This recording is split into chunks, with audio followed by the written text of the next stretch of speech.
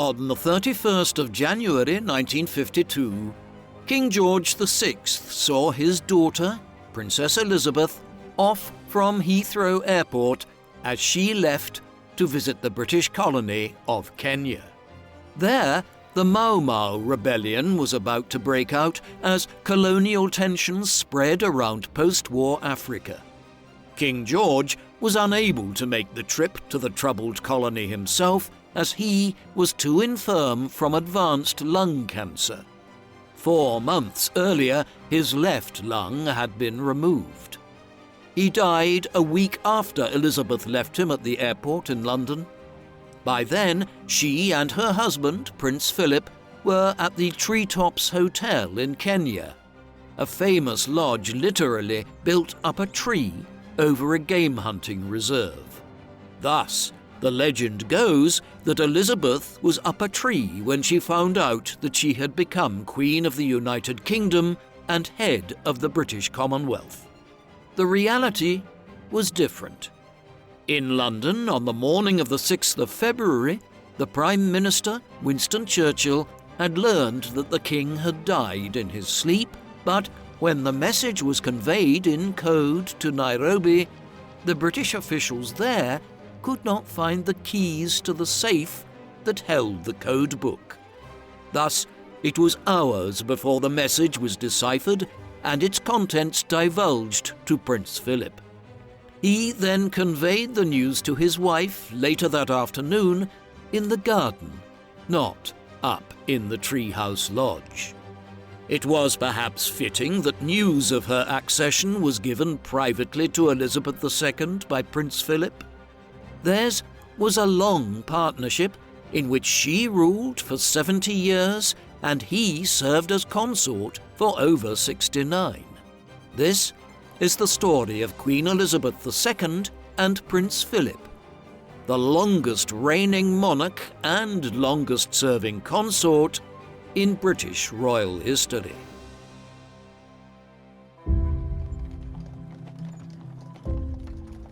The woman known to history as Elizabeth Windsor, Her Majesty Queen Elizabeth II, was born in London on the 21st of April 1926. Her father was Prince Albert of York, known to his family and close friends as Bertie. Her mother was Elizabeth Bowes-Lyon, for whom Elizabeth was the firstborn child. She was given the name of Elizabeth Alexandra Mary, but despite the fact that her regnal name was Elizabeth II, she was not named for the iconic Queen Elizabeth I. Instead, she was named for her mother, for her paternal great-grandmother Queen Alexandra, and for her grandmother Queen Mary. Elizabeth II was named for women who were consorts rather than those in whom authority was vested, and few imagined that she would grow up to do much more than marry, have children, and enjoy a life of quiet aristocratic privilege. The first child of the Duke and Duchess of York, Elizabeth's birth was happily welcomed, but the family had little expectation of the grand status which would one day be hers. Her father, Prince Albert of York, was not the Prince of Wales and heir to the throne of Britain, but rather was the second son of King George V, who had been King of Britain and Emperor of India since 1910. Bertie's older brother, Prince Edward, who was called David within the family, was next in line to inherit the throne. David was not yet married, but he was just 32, only 18 months older than Bertie. He had not married by the time Elizabeth was born, but most people were of the opinion that the Prince of Wales still had plenty of time to marry, have children, and secure the royal line in this way. Thus, few people would have imagined when she was born in the spring of 1926 that Princess Elizabeth of York would one day be Queen. Even though she was the third grandchild of King George V and Queen Mary, Elizabeth's birth was accompanied by great excitement as she was theoretically the third in line to the throne. For most of the day, a crowd of reporters and well-wishers stood outside the house at 17 Bruton Street, where the Duchess of York had given birth, hoping for a glimpse of the members of the royal family coming and going to meet the newborn princess. King George V and Queen Mary were among the first to pay a visit to 17 Bruton Street that very day, eager to meet their first granddaughter. The Queen pronounced her a, quote, little darling with a lovely complexion and pretty fair hair, while the King was equally taken with his newest grandchild. Elizabeth became a great favourite not only with the British newspapers and magazines who christened her Princess Betty, but also with the senior members of the royal family. The Duke and Duchess of York were periodically busy with royal duties and functions, and Elizabeth, therefore, spent a sizable proportion of her childhood being cared for by her nannies and governess, a typical scenario for royal children in times gone by. However, her parents also placed great importance on their family life and made sure that they had daily quality time with their daughter for at least an hour every morning and every evening between tea time and bedtime. Neither did Elizabeth lack any family for company when her parents were away. She either stayed with the King and Queen at Sandringham or Balmoral, or with her maternal grandparents, the Earl and Countess of Strathmore at Windsor Castle in Scotland, or at their London house at 17 Bruton Street, where she had been born. While Bertie and Elizabeth were away on a royal tour of Australia and New Zealand in 1927, they missed their daughter's first word. The princess's nanny, Clara Knight, reportedly helped her learn to pronounce the word mummy, although, amusingly, Elizabeth used the title on multiple individuals before her mother's return. The Duke and Duchess of York were openly overjoyed at being reunited with their daughter, if not a little dismayed at how much she had grown and changed in the months that they had been away. Still, they knew she was well cared for in their absence, and it was generally not the practice for small children to accompany royals during extended travel. Elizabeth's Uncle David also showed her much affection. He visited her often during her childhood, bringing her gifts and chatting amusedly with his little niece. King George V doted on her and would willingly play any part in her games. On one occasion, one of the king's equerries or attendants was shocked to find the king on his hands and knees pretending to be a horse and allowing the 2-year-old princess to lead him round by his beard. Elizabeth called him Grandpa England, which amused him greatly, as did his granddaughter's inability to pronounce her own name as a toddler. Lilibet was the best she could do, and the king made sure that the nickname stuck. Lilibet had what many observers and historians characterize as an idyllic childhood. Soon after her birth, the Duke and Duchess of York moved into a house at 145 Piccadilly in London.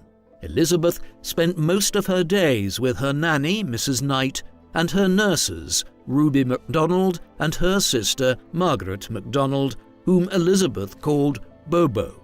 She enjoyed regular and daily quality time with her parents, who believed in the importance of a close, warm and fun-filled family life. Elizabeth's favourite activities were playing with her toy ponies and working in the garden with her father. Her love of the outdoors became apparent very early on, while she also shared a love of animals with other members of the family, particularly horses and dogs.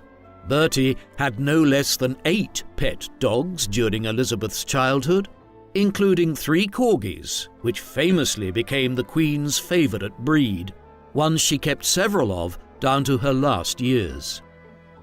Elizabeth's grandfather, George V, shared her love of horses and gifted her with her first pony for her 4th birthday, a Shetland named Peggy.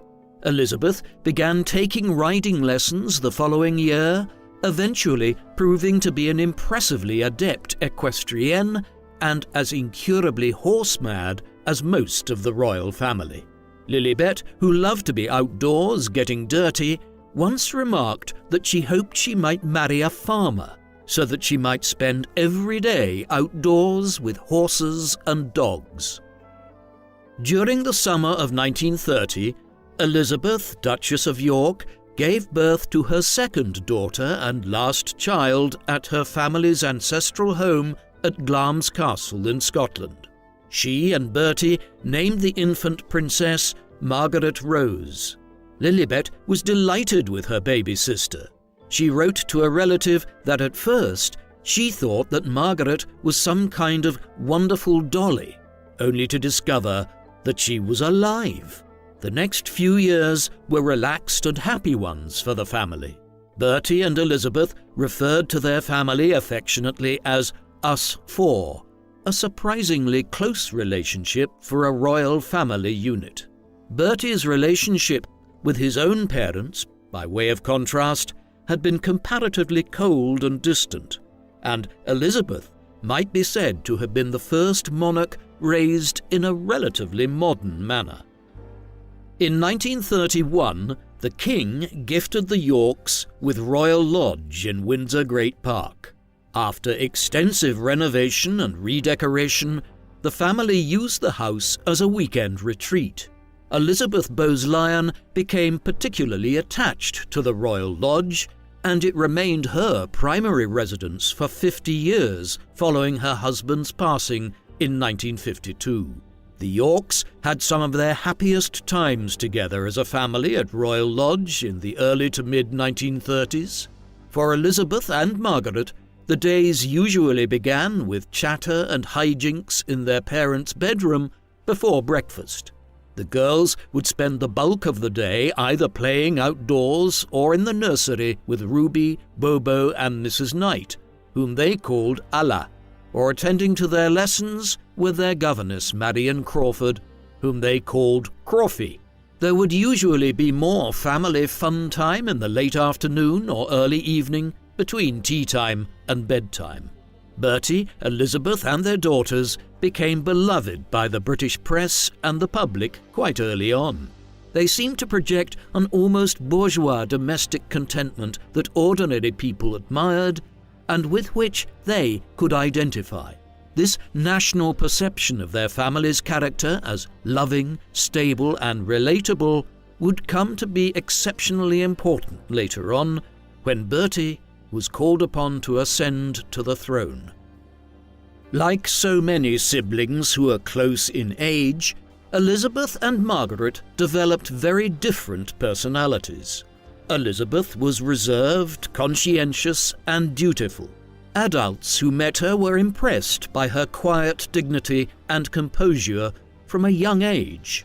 She was efficient and tidy, carefully arranging her shoes outside the nursery door and lining up all of her toy ponies in a neat row each night before bed. That being said, she also had a sense of humour and fun that were no doubt enhanced by having her sister Margaret as a nursery companion. Whereas Elizabeth was reserved, Margaret was openly affectionate.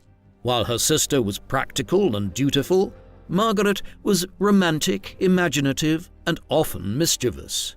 There were the inevitable struggles between them as young children. Margaret had a tendency to bite when she was incensed with Elizabeth, who, equally incensed, would hit her back. Elizabeth expressed annoyance that Margaret seemed always to want whatever she wanted. Margaret was also given to teasing, which aggravated Elizabeth, who had a short temper when they were children.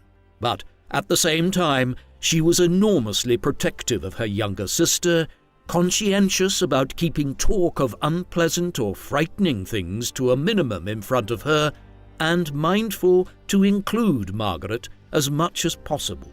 Their relationship would eventually be complicated and strained by the family's proximity to the crown, but nonetheless, throughout their lives, the two sisters remained close and loving confidants. Compared to the royal court, where the monarch was head of the church, the York household was a much more secular space. For most of her life, Queen Elizabeth II cherished a deep religious faith and took her position as the head of the church very seriously. But during her childhood, her parents placed far more emphasis on kindness, consideration, order, and good manners than on religious devotion. Holidays meant large family gatherings, and Elizabeth and Margaret enjoyed summers in Scotland and Christmases and Easters at Sandringham in Norfolk. They received a weekly allowance of 1 shilling each, and Elizabeth saved most of hers throughout the year to buy Christmas presents for her family. Small gifts rather than extravagant ones were preferred, and the royal family still observes this tradition of simple gift-giving today, even after Elizabeth's passing. Even in her later years, the Queen enjoyed the white elephant or gag gifts most of all. A recent biography noted a bit of whimsy that sat on a corner of the Queen's bathtub, a crowned rubber duck, a gift from one of her grandchildren. During childhood Christmases at Sandringham, Elizabeth and Margaret often received books, dolls, toy horses, and sweets. Elizabeth kept a careful list of gifts she had received and who had given them to her, making sure to send a thank you note to each one. She also carefully smoothed out and saved the wrapping paper to be reused later, as wrapping paper was something of a luxury item in 1930s Britain. Marion Crawford, or Crawfie as she was known, Elizabeth and Margaret's governess, seemed to think that the two girls lived isolated and lonely lives. She later wrote of her concern that the princesses did not have the opportunity to see or experience nearly enough of the real world. She wanted to take them on many more excursions than were permitted, to ride the tube or the London subway, to play in a public park, to meet and mix with ordinary children. However, such excursions were difficult to undertake due to the media attention that might ensue. The York princesses were simply too recognizable to the London public. It is interesting that Crawfie did not reflect on the fact that Elizabeth and Margaret actually did spend time with quote-unquote ordinary people all the time. In fact, they spent the bulk of their time with Ruby, Bobo, Mrs. Knight, and Crawfie herself, all of whom came from working-class backgrounds. In light of this, it seems doubtful that the girls could have failed to absorb something of their sensibilities, values, and beliefs. It had been Mrs. Knight who had taught Elizabeth to save her used wrapping paper, to be conscious of waste and ostentation. It was to Bobo and Crawfie that Elizabeth would constantly turn, either to share her joys or her worries. Some observers and historians disagree with Marion Crawford's perception of the princesses as lonely and isolated. While they concede that the girls generally did not get many opportunities to meet ordinary children, they point out that they were permitted to play with plenty of children from their own set. This included the children of extended family members and children of the aristocracy. And while Crawfie's descriptions of the princesses portrayed them as mostly down to earth, other writers have emphasized that Elizabeth and Margaret were ultimately never in doubt of their status. They were, after all, curtsied to by almost everyone after their father became king, and as many children do when they believe they can get away with it, they sometimes did not hesitate to remind their playmates of their right to get their own way. As close-knit as the family was, their social dynamics could be as complex as those of any other family. Margaret's outgoing and affectionate nature resulted in a close relationship with her parents that Elizabeth might have envied. Additionally, as the elder daughter, the expectations of Elizabeth were higher, and became increasingly so as the family's proximity to the throne shifted in the ensuing years. On the other hand, Elizabeth had a stronger affinity with other members of the royal family as a child, including her grandparents, King George V and Queen Mary, than Margaret did. The sensible and pragmatic Queen Mary felt a special kinship to her eldest granddaughter, whose personality and outlook on life strongly resembled her own.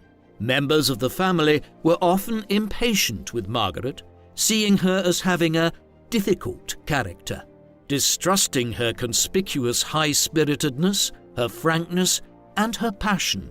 Reserved, neat, practical, and dignified, Elizabeth had more in common with her grandparents.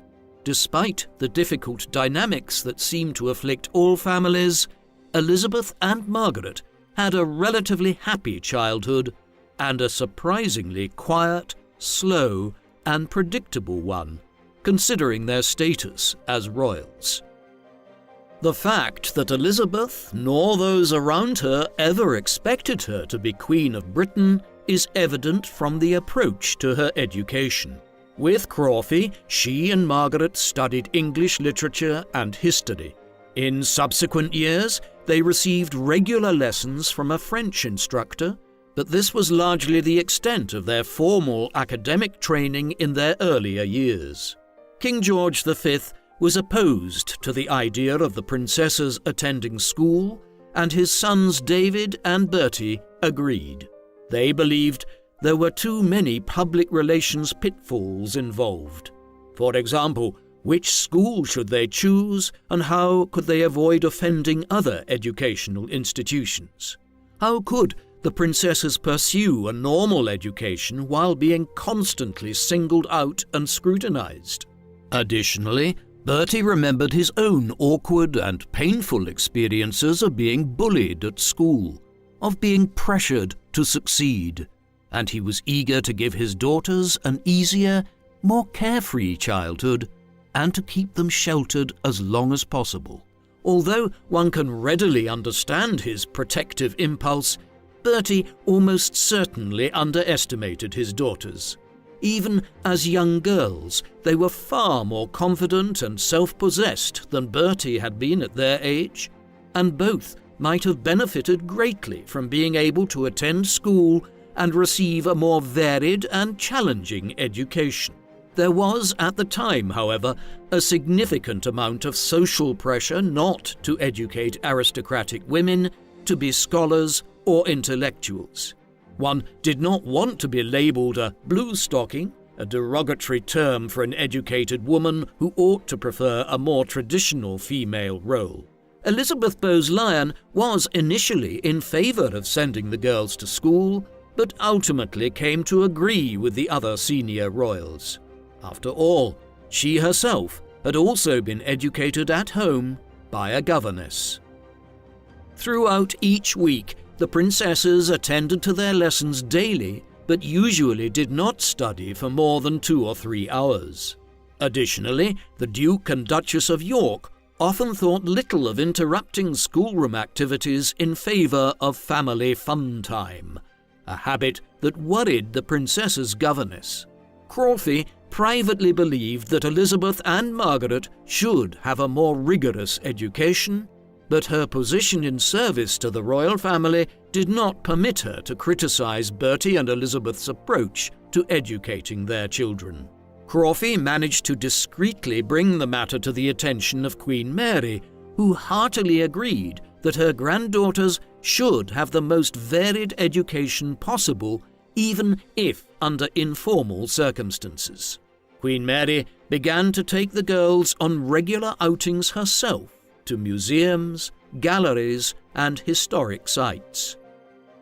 In addition to their studies in the schoolroom, Elizabeth and Margaret received piano, voice, and dance lessons.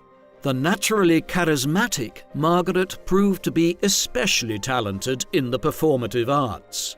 She was a natural mimic with a facility for accents, had a lovely singing voice, and a hilarious knack for comic timing. Famed writer and performer Noel Coward once observed that had Princess Margaret been permitted to pursue a career in the theatre, she undoubtedly would have been an enormous success. Elizabeth could play piano decently enough, but she was far less interested in the arts than Margaret. Interestingly, the sisters also got the chance to learn and practice domestic arts.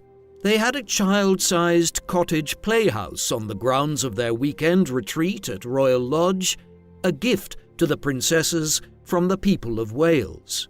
Everything was in miniature, but the little house was stocked with every convenience, including hot running water and modern appliances, and even a wireless set.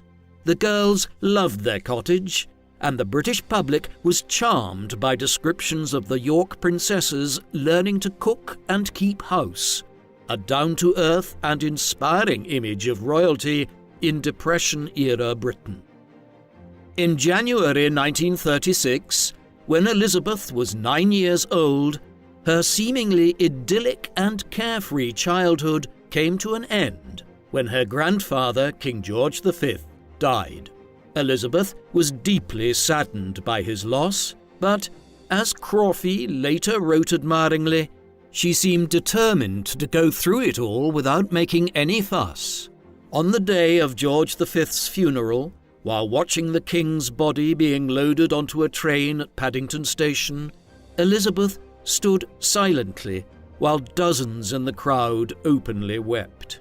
The year following the King's death was a strange one for Elizabeth and Margaret and for their parents.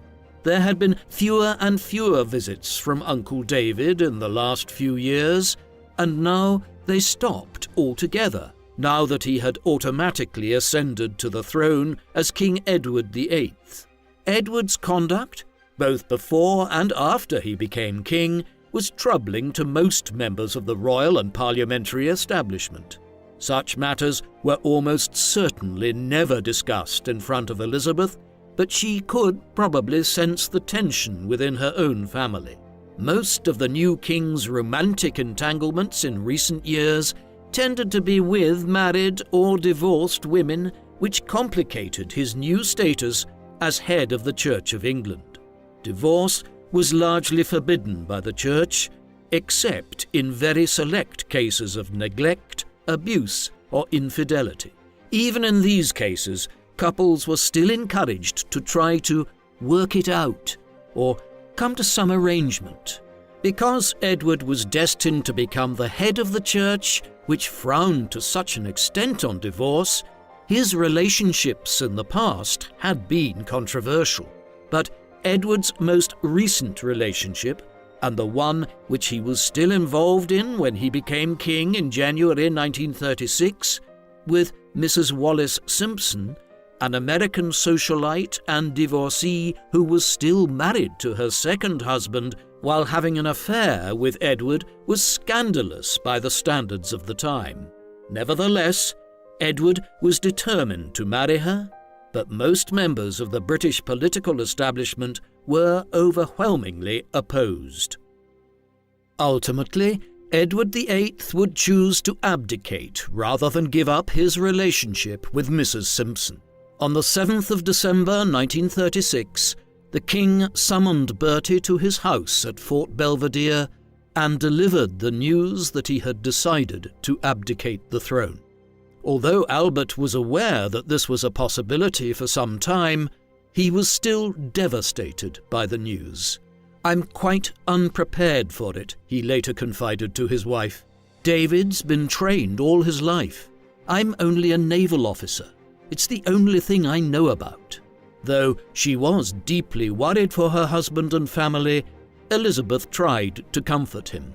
"We must take what is coming to us and make the best of it," she said.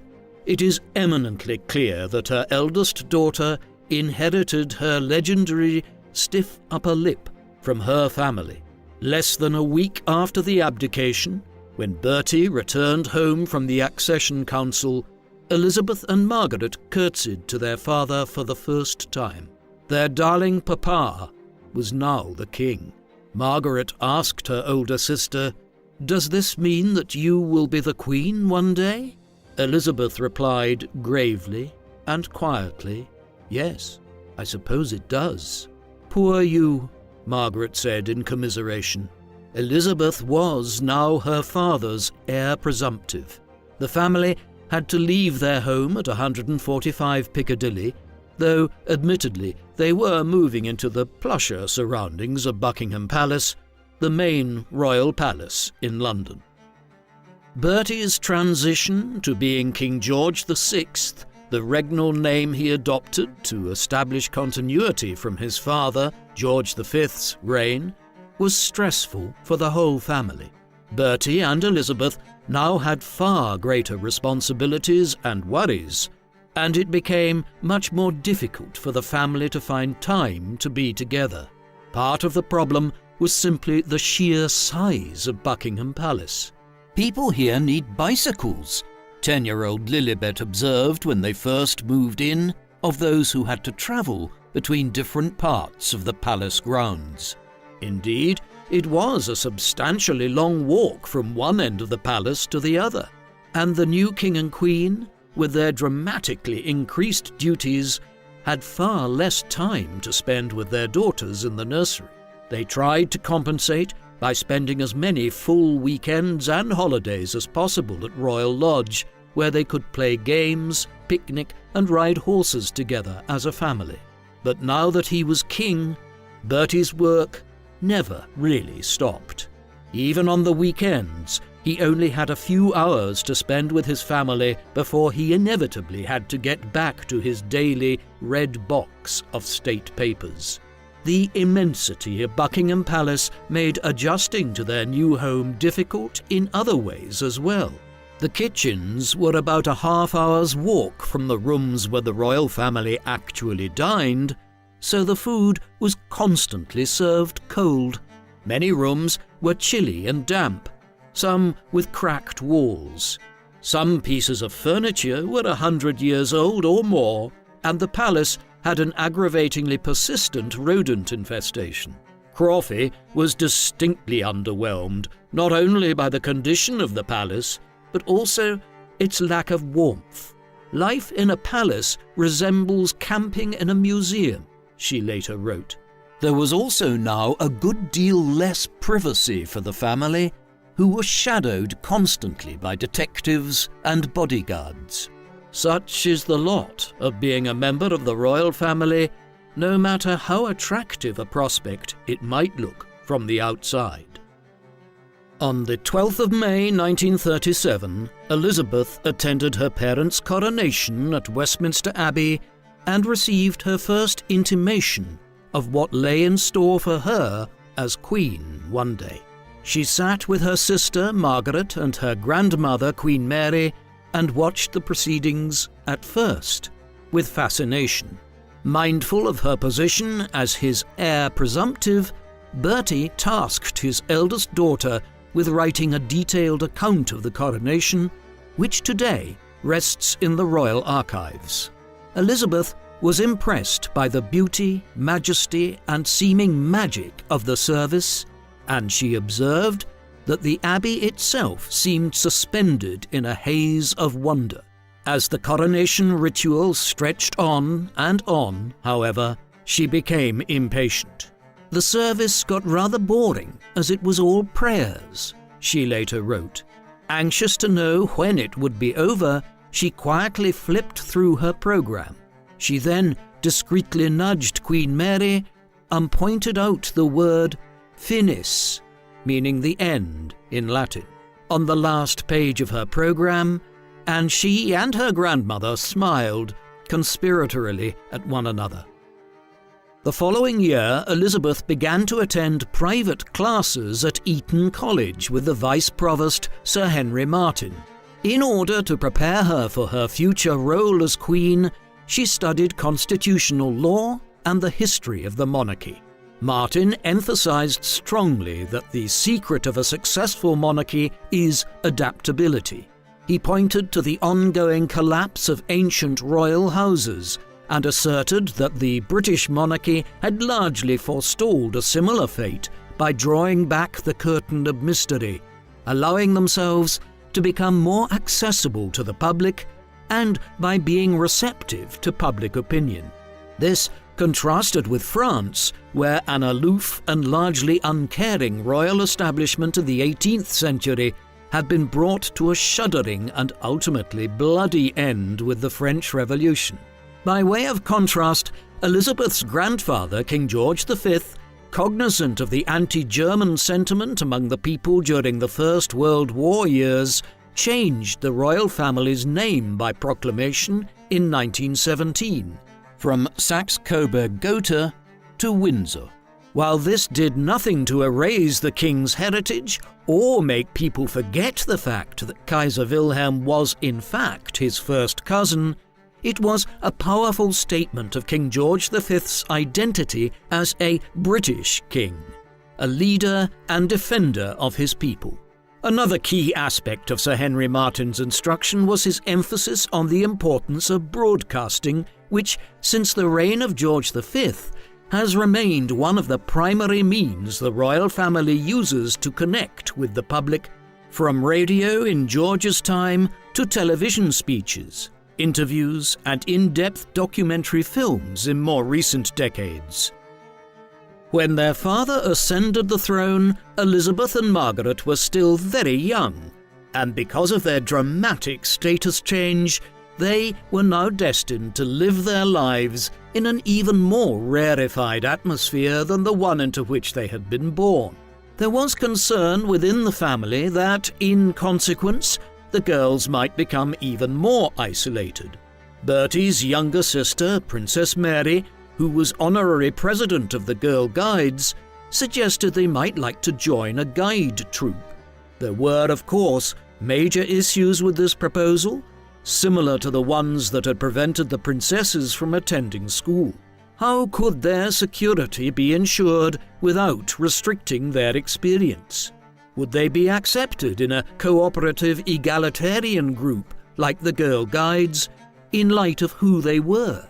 Would any accommodations to the princesses be viewed as preferential treatment? Finally, it was decided that a special troupe would be formed, consisting of relatives and the daughters of the aristocracy. Margaret, who was not yet old enough for the Girl Guides, was admitted to the troupe as a brownie. 20 girls, roughly Elizabeth's age, met regularly at Buckingham Palace beginning in 1937. They went on treks and explorations within the palace's extensive grounds, earned merit badges, and cooked sausages over an open fire. In later years, Elizabeth would speak warmly and nostalgically of her experience as a Girl Guide, and she continued to support the organization and its values throughout her long reign. During the summer of 1939, the King and Queen, accompanied by their daughters, paid a visit to the Royal Naval College. It was there that Elizabeth met Prince Philip of Greece and Denmark for the first time. Philip was her distant cousin and also a descendant of Queen Victoria. He had been named Best Cadet during his first year at Dartmouth. He was outgoing, funny, and already rather sophisticated at 18 years old. He received the King and Queen warmly and played with Elizabeth and Margaret during their visit. Elizabeth admired his confidence and handsomeness a great deal, but she was just 13 and still had her braces on. It would be quite a few years before Philip would come to see her as a young woman rather than a child.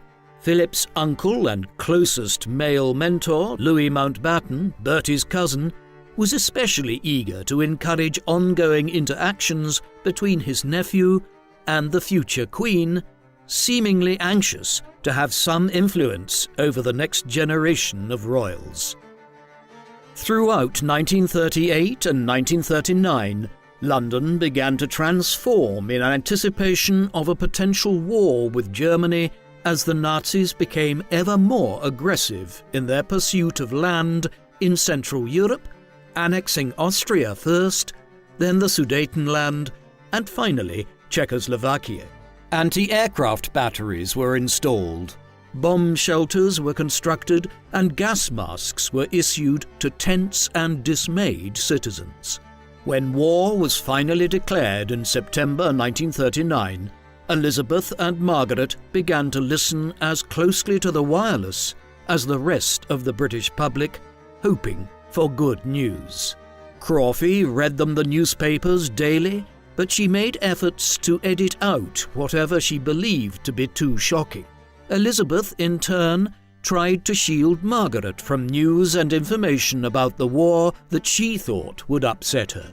Elizabeth was encouraged to try to continue as normal, but she was as eager to contribute to the war effort and do her bit in the unfolding crisis as were many young people of her generation. She and Margaret organised weekly sewing parties in their schoolroom during the fall of 1939 and the spring of 1940 to produce goods for the war effort. The King and Queen insisted that they and their daughters should follow the rationing requirements, although they still enjoyed the privileges of having game from their own estate and fresh produce from the gardens. During the autumn of 1940, the princesses were secretly sent to live at Windsor Castle for the duration of the war, since it was the most well-defended royal residence. This was in keeping with government policy which saw London emptied of the vast majority of its children and elderly people during the Blitz, the bombing campaign by the Germans between the autumn of 1940 and the early summer of 1941. Bertie and Elizabeth made an effort to spend as many weekends as possible at Windsor, but because they remained at Buckingham Palace for most of the week, it was a worrisome and confining adjustment for two young girls. There were blackout curtains at every window, lights were kept as low as possible, and a small group of carefully chosen soldiers stood guard, ready to take the princesses to an undisclosed safe house should an attack occur. The British media, as anxious as the government to protect the princesses, made no effort to uncover or expose their whereabouts. Newspapers reported only that they were safe and staying at an undisclosed location somewhere in the country. For 5 years, Elizabeth and Margaret tried to carry on as normal, attending to their lessons daily, but there were now all kinds of new and frightening realities to confront, including preparation for air raids. They tried to distract themselves by exploring the castle and playing hide and seek. The staff tried to keep them as occupied as possible and treated them kindly. They invited the princesses to tea parties with cakes and biscuits baked by the mothers and sisters of the guards, and the king's librarian took them down to the underground vaults of Windsor Castle to see the crown jewels. Knowing the Nazis' reputation for plundering cities like Vienna and Paris that they had conquered, these historic treasures had been hidden from potential invaders along with innumerable other important artifacts and pieces of art from British museums and galleries. The British newspapers praised the fortitude of the princesses in their isolated life, noting that they obeyed rationing, kept their gas masks clean and near at hand, and planted a victory garden in which they grew fresh vegetables for themselves. The Blitz began across southern England during the summer of 1940. Like the rest of the people of London who found it near impossible to sleep during the bombings, Elizabeth and Margaret tried to stay calm during air raids. They would hurry down into the dungeons of Windsor Castle and try to distract themselves by reading, singing, or telling stories. By the end of the war, the Germans had dropped no less than 300 bombs around the great park of Windsor Castle, just a small fraction of the tens of thousands of bombs which rained down across England during the conflict. On the 13th of October 1940, 14-year-old Elizabeth gave her first public speech on the wireless during Children's Hour on the BBC, in which she offered comfort and encouragement to all of the children displaced by the war. The future Queen stated, "We know, every one of us, that in the end all will be well, for God will care for us and give us victory and peace. And when peace comes, remember it will be for us, the the children of today to make the world of tomorrow a better and happier place.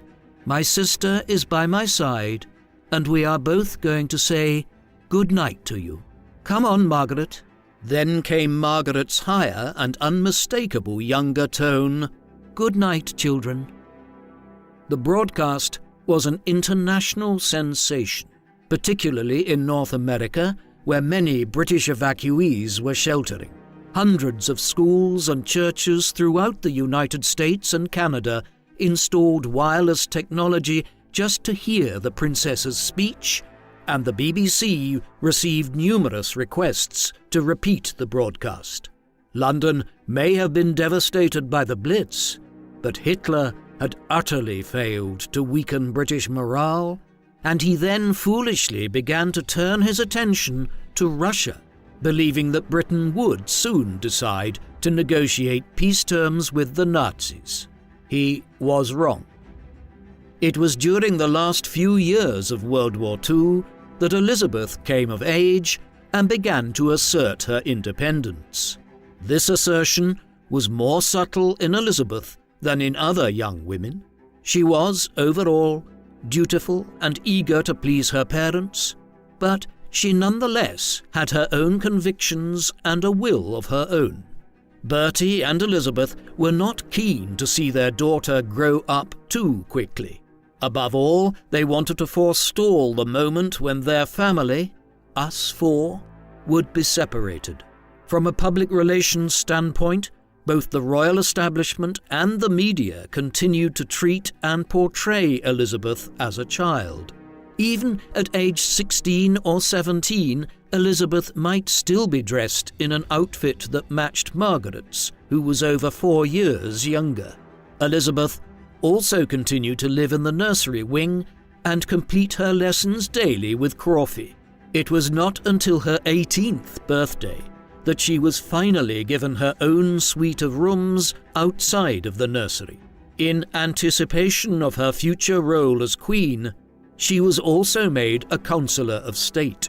Her parents began to give her more royal duties, including giving speeches at public functions and serving in charitable organizations.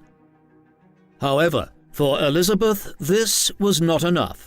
Having come of age in the midst of a calamitous war, she was, like many members of her generation, highly practical. She and Margaret had covertly and longingly watched debutante balls as children, but much as she had looked forward to a more traditional entry to adulthood, the current crisis was so much more important. Like others who grew up during the war, she was a strong believer in fairness and collective responsibility, and she yearned to play a greater part in the war effort. "I ought to do as other girls of my age do," she said. Many of her young aristocratic cousins were already doing their bit for the country, fighting in the field, caring for the sick and wounded in hospitals, and working in transportation or logistics for the war effort. Elizabeth wanted to play her part also. So, when she turned 16 in April 1942, she promptly signed on at the Labour Exchange, but was not offered work. It is unclear why. Her status may well have been seen as a potentially problematic distraction, but the king's influence may also have played a part.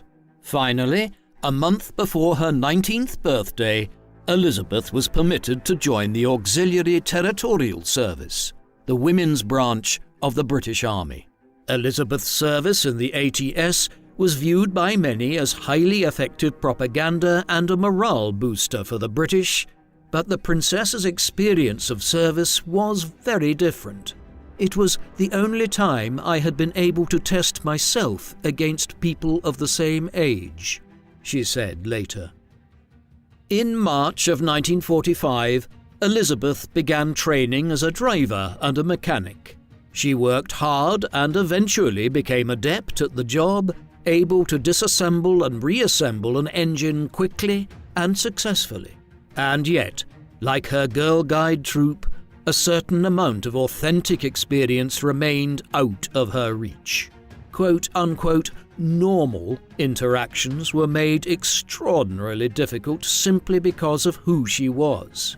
Moreover, Bertie only finally allowed his daughter to enlist when he knew that the war would be over in mere weeks, with victory assured when the German campaign in the east against the Soviet Union had failed and new fronts were opened in southern and western Europe. Elizabeth was not the sort to confront or fight, but she had a quiet determination to assert her independence and to be her own person. This is most apparent in her choice to marry Prince Philip, which was probably the first decision she ever made without consulting her parents. While Elizabeth remained at Windsor Castle throughout the war, Philip's naval service took him to the Mediterranean and the Pacific. He continued to write to Elizabeth and visited the royal family several times throughout the duration of the war when he was on leave. Elizabeth seemed to fall more and more in love with him each time he visited. While Philip was flattered by the young princess's attention, he still mostly saw her as a child. Yet he was very fond of her, as he was fond of her whole family. Bertie, Elizabeth, and their daughters had a closeness that was very attractive to Philip, who had spent much of his childhood lonely and separated from his own family. He was invited to spend Christmas with the Windsors in 1943, and Elizabeth bustled excitedly around the nursery. "You know who's coming this Christmas, don't you, Crawfie?" she asked happily. After another stay at the palace during the summer of 1944, Philip appeared to change his mind about Elizabeth. The two were very different people, but that was, perhaps, part of the attraction. He was sophisticated, opinionated, and often painfully irreverent, whereas she was innocent and demure. But she was also unfailingly faithful, dependable, and honest, as few people in his life had been. And Elizabeth may have found Philip's tendency towards plain speaking refreshing. He certainly said and did things that Elizabeth could not, but perhaps sometimes wished to. Following Philip's visit, his uncle, Lord Mountbatten, known affectionately to the royal family as Dickie, promptly broached the subject of Philip's marriage to Elizabeth with the King and Queen. Bertie and Elizabeth initially had numerous reservations about Philip, particularly regarding his temperament, his reputed way with women, his rebelliousness, and his family's partial German heritage. Additionally, they believed that Elizabeth, at 18, was still too young to be betrothed. Lord Mountbatten subsequently approached other courtiers and politicians to advocate for his nephew's suit. Elizabeth did not display any outward resentment that her parents were lukewarm about her relationship with Philip, but neither did she hide her feelings from her family or household. Crawfie later wrote that the princess kept a picture of Prince Philip displayed in her sitting room. When Crawfie inquired whether it was wise to do so, as anyone who saw it might begin to gossip and speculate, Elizabeth realized her governess was right and put the picture away, replacing it instead with a photograph of the prince with a thick and unruly beard. "There," she said, satisfied. "I defy anyone to recognize who that is." Victory in Europe Day on the 8th of May 1945 saw greater crowds in the streets of London than anyone had ever seen before. Multitudes stood outside Buckingham Palace cheering and calling for the royal family to emerge onto the balcony. "We want the king," they chanted. Elizabeth stood with her parents, Margaret, and Prime Minister Winston Churchill, proudly wearing her ATS uniform and waving to the cheering crowds. That evening, in a burst of high spirits, the royal family went out onto the streets of London to join the dancing and celebrating that seemed to be going on everywhere. Elizabeth and Margaret repeated their outing together the next night as well. "We walked for simply miles," Elizabeth wrote in her diary, "through Trafalgar Square, Piccadilly, Pall Mall." The two sisters, who had grown up so sheltered, joined their fellows before the gates of Buckingham Palace after midnight to cheer for their parents, the King and Queen, who waved from the balcony. The evidence everywhere in London of the ravages of war was as heartbreaking to Elizabeth and Margaret as to the rest of the city, and yet they walked, cheered, sang, and danced with other young Londoners who, like the princesses, had shed their childhood in a time of war. Such was the sense of unification among the Second World War generation when what seemed then like the greatest struggle in history came to an end. By 1946, with the war over and England returning to some form of normality, Elizabeth had established a more adult routine. Each morning she was awakened by Bobo, now the princess's dresser rather than her nanny, who helped her get ready for the day. She attended to her correspondence and her obligations to her various charities, and attended royal council meetings. She now had her own independent household in Buckingham Palace, including her own receiving rooms for palace business, 2 ladies-in-waiting, a footman, and a housemaid. She was also finally permitted to choose her own clothes and decided what fashions she preferred. The Depression and the war had had their impact on fashion. Rationing meant that each person was limited to 1 outfit per year, and the struggles of the times made ostentatious dress seem vulgar and disrespectful.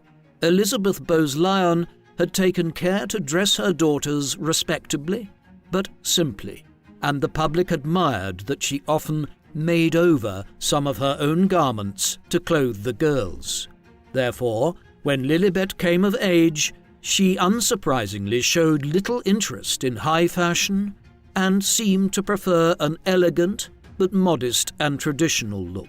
Besides, she was a countrywoman at heart and was much more comfortable in clothes that were functional. It is therefore ironic that as Queen, she would ultimately prove to be an international fashion icon. The unique outfits created by her personal staff were designed to be as distinctive and memorable as possible. Throughout her tenure as Queen, she grew to appreciate the art and artistry of fashion and loved the bright colours and occasionally avant-garde ensemble that were chosen for her. These amazing outfits certainly made it difficult to lose the Queen in a crowd. During a visit to Balmoral during the summer of 1946, Philip proposed to Elizabeth, and she accepted. Her father, the King, however, insisted they wait until after Elizabeth's 21st birthday the following spring to announce the engagement. Some historians speculate that this may have been a strategy to try and keep them apart long enough for one or both of them to lose interest. Perhaps Bertie was simply reluctant to let his beloved Lilibet go just yet. King George VI and Queen Elizabeth took their daughters with them on a state visit to South Africa in the spring of 1947. During this, Elizabeth was warmly and enthusiastically received by the crowds who came out to greet the royal family. The 21st of April 1947 was Elizabeth's 21st birthday. It was declared a national holiday, and a great ball was held in her honour at Cape Town. Earlier that afternoon, she gave an historic speech, which was broadcast all over the empire, composed by Sir Alan Lascelles.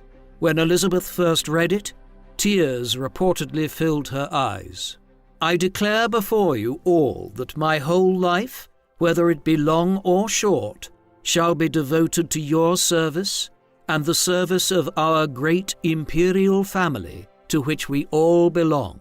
But I shall not have the strength to carry out this resolution alone unless you join in it with me, as I now invite you to do. I know that your support will be unfailingly given.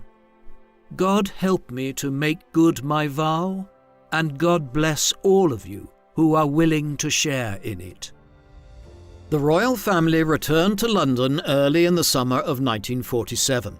Elizabeth and Philip's several months of separation had seemingly had no impact on their determination to marry. In the weeks following her return, she was often seen out and about with Philip in the passenger seat of his black MG sports car. On the 8th of July, they announced their engagement. The prospect of having a full-blown and public royal wedding was something of a public relations gamble during the immediate post-war period. On the one hand, it might bolster British morale at a time when rationing was still in force and the economy was still recovering from the long war effort, but conversely, the expense of a royal wedding could be perceived as totally out of touch with the difficult economic situation confronting the country. In the end, the British public seemed excited at the prospect of a royal wedding. Numerous ordinary citizens and well-wishers donated their clothing ration coupons to help produce the bride's wedding dress, which was designed by Norman Hartnell in ivory satin with a 15-foot train, with the white roses of York painstakingly stitched in pearls. Prior to their wedding, Philip renounced his German surname and his Greek and Danish titles, becoming simply Lieutenant Philip Mountbatten. King George VI then admitted Philip into the Order of the Garter, reserved for the closest and most trusted companions to the sovereign, and conferred on him the title of His Royal Highness Duke of Edinburgh. On the 20th of November 1947, Elizabeth and Philip were finally married with great celebration at Westminster Abbey. From all over the world, the couple received over 10,000 congratulatory telegrams and nearly 3,000 wedding gifts. 2,000 people attended a public reception just to see the couple's wedding gifts displayed. The next few years were happy and contented ones for Elizabeth and Philip. The king gifted them with the royal residence of Clarence House next to St. James's Palace, and the newlyweds spent time renovating and improving it for themselves and their growing family. On the 14th of November 1948, just 6 days before their first wedding anniversary, Elizabeth gave birth to her first child, Prince Charles. The following year, on the 15th of August, she and Philip were blessed again, this time with a daughter, Princess Anne. Beginning in 1948, Philip was stationed in Malta, and despite the birth of 2 children and her royal duties and responsibilities, Elizabeth tended to give priority to being at her husband's side during the early years of her marriage, even if her children remained in England. Charles took his first steps without either of his parents there to witness the milestone, just as Elizabeth had spoken her first word with only Mrs. Knight, Bobo and Ruby to tell the tale.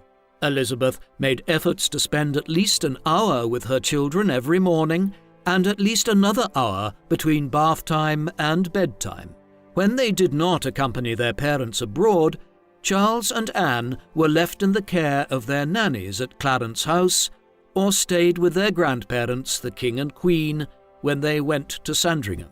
While some have criticised Queen Elizabeth for this approach to motherhood, it is worth noting that her own mother and father had parented Elizabeth and Margaret in much the same way and still considered themselves a close family. In 1950, Marion Crawford published The Little Princesses, to the shock and dismay of the entire royal family.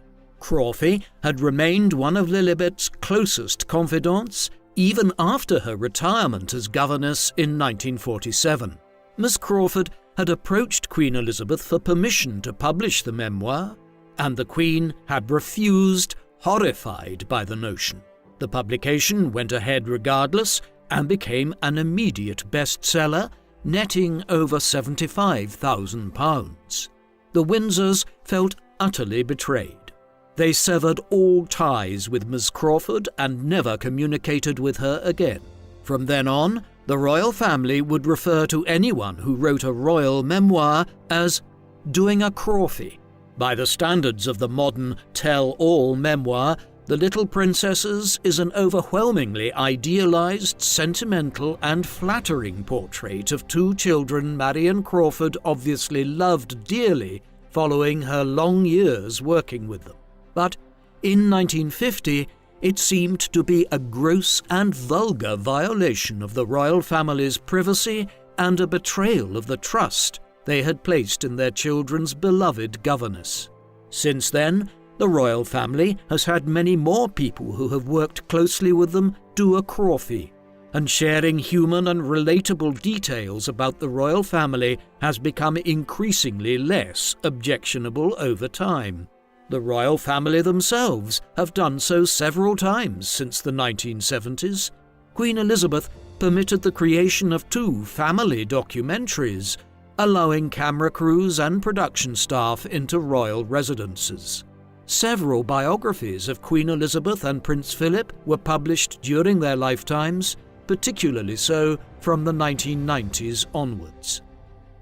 By 1951, it became clear that Elizabeth and Philip's rather carefree days as a married couple would be coming to an end sooner than expected.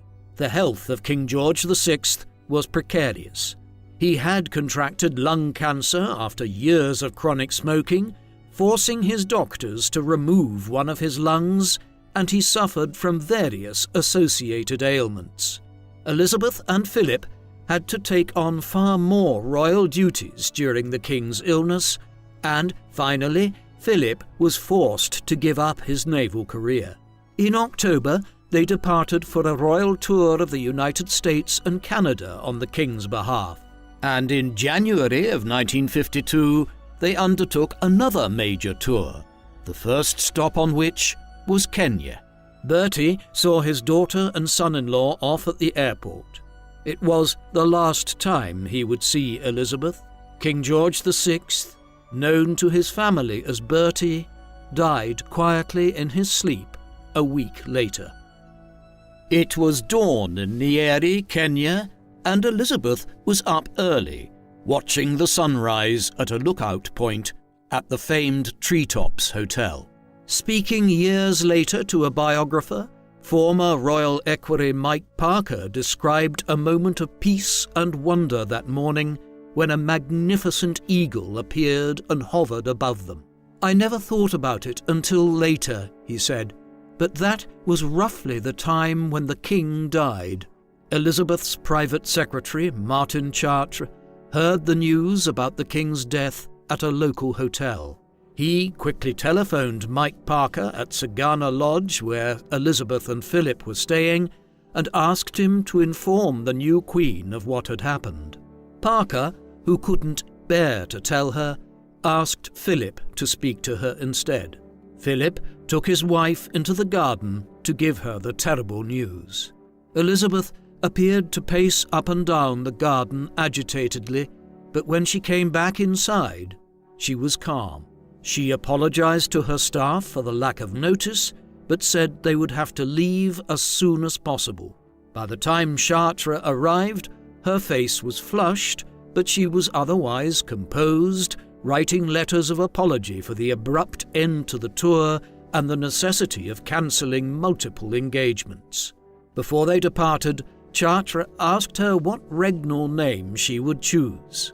Sovereigns often choose a name that shows continuity with the past or reverence for a certain line of rulers. Elizabeth preferred to keep things simpler. When asked what her regnal name would be, she replied, "My own name, Elizabeth, of course. What else?" It was a fitting beginning to the straightforward, no-nonsense reign of Queen Elizabeth II. When Elizabeth returned to London in February 1952, her grandmother, Queen Mary, promptly paid her a visit at Clarence House, insisting that she, her old granny and subject, must be the first to kiss her hand. Elizabeth was shocked and deeply affected by the reverence, and it brought home the reality of her new position to her even more forcefully. The next morning, she addressed the Accession Council at St. James's Palace, affirming in her speech her desire to serve dutifully. When her father had been crowned king, he had been hailed as both king and emperor, but in the light of the ongoing collapse of Britain's colonial empire, his daughter was styled Queen of the United Kingdom, the head of the Commonwealth, and Queen of her other realms and territories. This distinction is not necessarily immediately apparent, but it was an important one, signifying that the British monarch was no longer the ruler of an empire, but an honorary queen of individual dominions which would each have the right to decide their own degree of affiliation and commitment to the Commonwealth. A little over a year later, on the 2nd of June 1952, Elizabeth's coronation was held in Westminster Abbey. In a notable break with precedent, it was the first time that a coronation for a British sovereign had ever been broadcast live. Officials had reacted with horror in previous decades to the notion of allowing full public consumption of such momentous events in Westminster Abbey. A live broadcast had been suggested for the coronation of King George VI and Queen Elizabeth in 1937, but the Archbishop of Canterbury had hotly rejected the proposition, claiming that ordinary people could not be trusted to show the proper reverence. The Archbishop was particularly disturbed at the idea that people might be able to listen to the sacred service while drinking in their local pub, and with their hats on. The Duke of Edinburgh, who chaired the planning committee, was strongly in favour of televising the coronation, making the monarch more accessible to the people in a modern way. The committee finally agreed, but insisted that the camera pan away from the ceremony during the anointing and communion. Elizabeth wore an exquisite ivory satin gown which, according to her instructions, was minutely embroidered with the floral emblems of every country in the Commonwealth. After taking the coronation oath, she was anointed, invested with regalia, and crowned to cheers of "God Save the Queen." The crowds outside the Abbey erupted in celebration, and millions of people across Britain who were watching the event on television cheered along with them. Thousands of households and businesses had purchased or rented television sets just to see the coronation. From the point that she ascended the throne in 1952, the central challenge of Queen Elizabeth's life was to keep personal and family life firmly compartmentalized from her life and duty as the monarch. Unfortunately, this proved to be an immensely difficult goal to achieve and was no doubt the cause of great pain and regret to her over the years, because her duty as queen had to always come first. Because of her unique position, she could rarely express her opinions for fear of potentially sparking a constitutional crisis. She had to be endlessly diplomatic. During the decades following her accession, the monarchy faced successive challenges, including public interrogations of its cost to taxpayers and questions about its real utility in the modern world. In addition, public fascination with scandals within the personal lives of the royal family threatened to undermine their legitimacy. The late Queen was often praised for the manner in which she approached these crises, with her first priority being her position as head of state, of the Church, and the Commonwealth. Others criticized her approach to her family's personal struggles and asserted that she could have been a better mother to her children or a better sister to Margaret, even if that meant potentially compromising her duty as Queen. After her sister's coronation, Princess Margaret was waiting for her carriage in front of the Abbey when a photographer noticed her picking a piece of lint off a man's jacket, that of her father's equerry, Group Captain Peter Townsend. Before long, speculation about their relationship developed into a media frenzy. Elizabeth was reportedly sympathetic to her sister's situation and wished for her to be happy. She had never liked taking sides, so she did not initially encourage or discourage Margaret in her relationship with Townshend. Unfortunately, Townshend was divorced, and his wife was still living, and therefore the Anglican Church would not consent to marry them. Margaret, moreover, was third in line to the throne, and the shadow of the abdication still loomed large in the early post-war period. The royal family and those who worked most closely with them asked the couple to delay a formal engagement, perhaps hoping that their feelings for one another would wane. Sadly, they did not, and rather than forfeit her title, her income, or be forced to live abroad, Margaret and Peter mutually called off their engagement. Several years later, Princess Margaret married the photographer Anthony Armstrong Jones, with whom she had 2 children, Sarah and David. The couple divorced in 1976. Things were chilly not only between the Queen and her sister in the early years of her reign, but seemingly between herself and her husband also. Philip had not adjusted well to being the husband of the Queen of England. Having to give up his naval career had been a bitter disappointment, and he found the endless round of royal duties, of ribbon-cutting, handshaking and speech-making extraordinarily tiresome. He was accustomed to a much more active life, and it was difficult for him to adjust to being a supporting act for the Queen. By 1957, American newspapers began to gossip about Philip and the supposedly questionable company he kept at the Thursday Club, a men's lunch club featuring a who's who of politics, finance, and the arts in Soho. Rumours of indiscreet behaviour by Philip and those accompanying him on the 1957 royal tour began to spread also. The palace denied the rumours. Eventually, Philip did manage to carve out a niche for himself and settle into his royal duties. An endlessly curious and adventurous man, he remained particularly interested in being a patron for science, technology, sports, and education initiatives. In 1957, Elizabeth made him a Prince of the United Kingdom through letters patent to thank him for his service to the Crown and the Commonwealth. He was not given the title of King Consort or Prince Consort due to overwhelming political opposition. Elizabeth's position as a female monarch was by no means unprecedented, but it was still a delicate one, especially in light of her wedding vows to love, honour and obey her husband, which was still the conventional wording in the middle of the 20th century. Queen Elizabeth and Prince Philip eventually developed into a cohesive and effective team, and she described him on multiple occasions during their lifetimes as her strength and stay. The decades they faced together certainly did call for both strength and stability. The royal couple welcomed 2 more children in the next few years.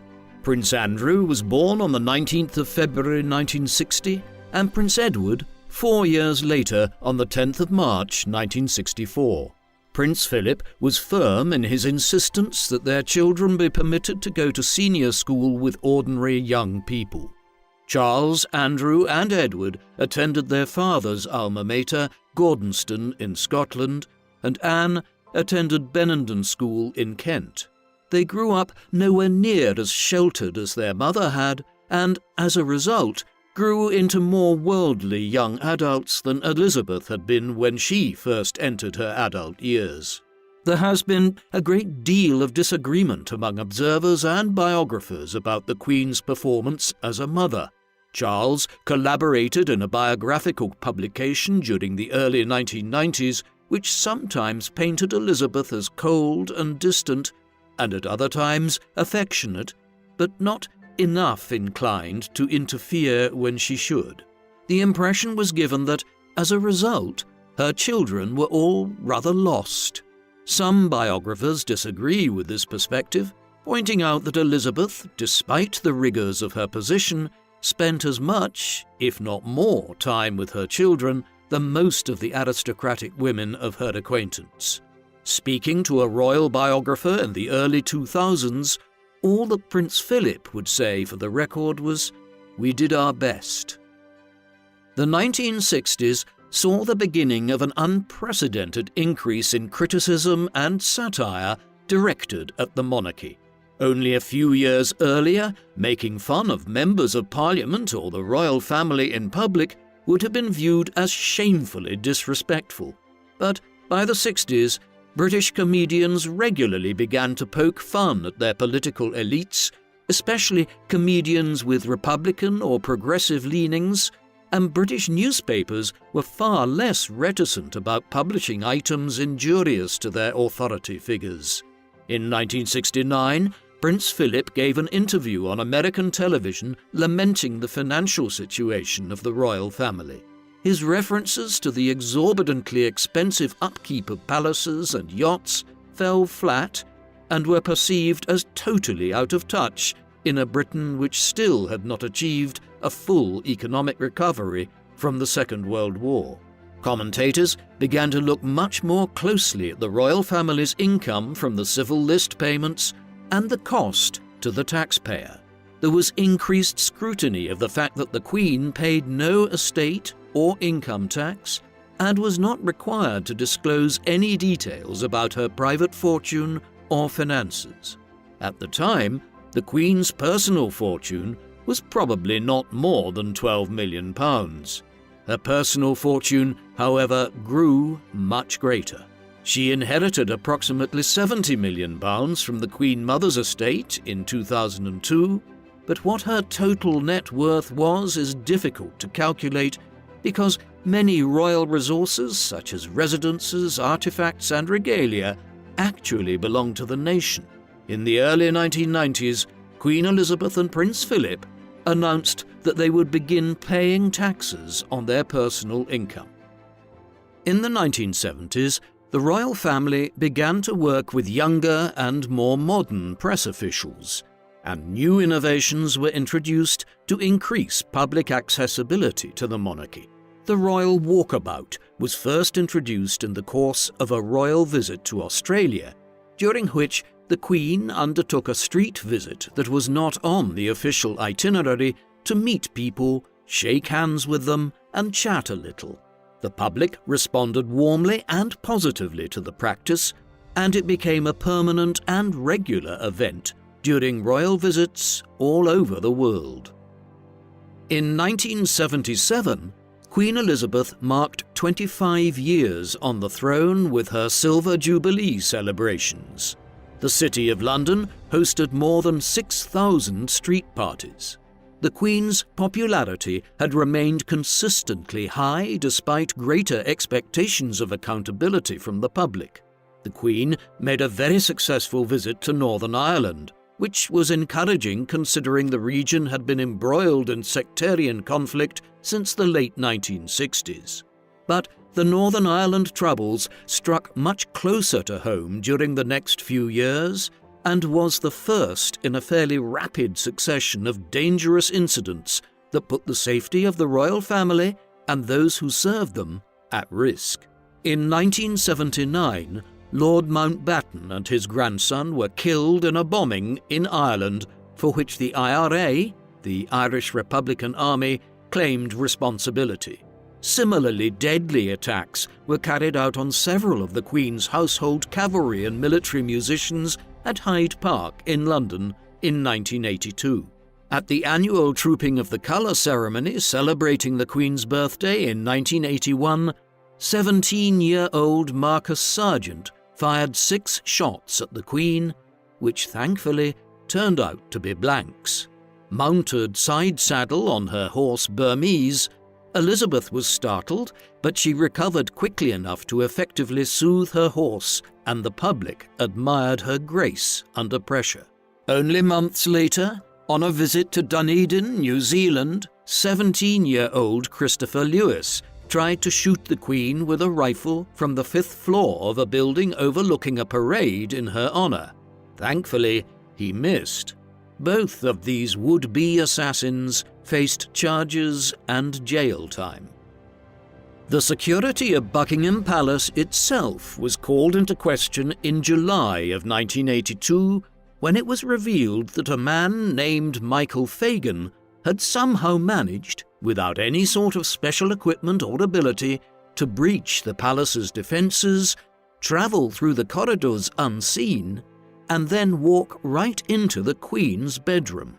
Multiple and differing accounts of this event exist, so exactly what happened is still somewhat unclear. But apparently, Fagan simply walked in and opened the Queen's curtains.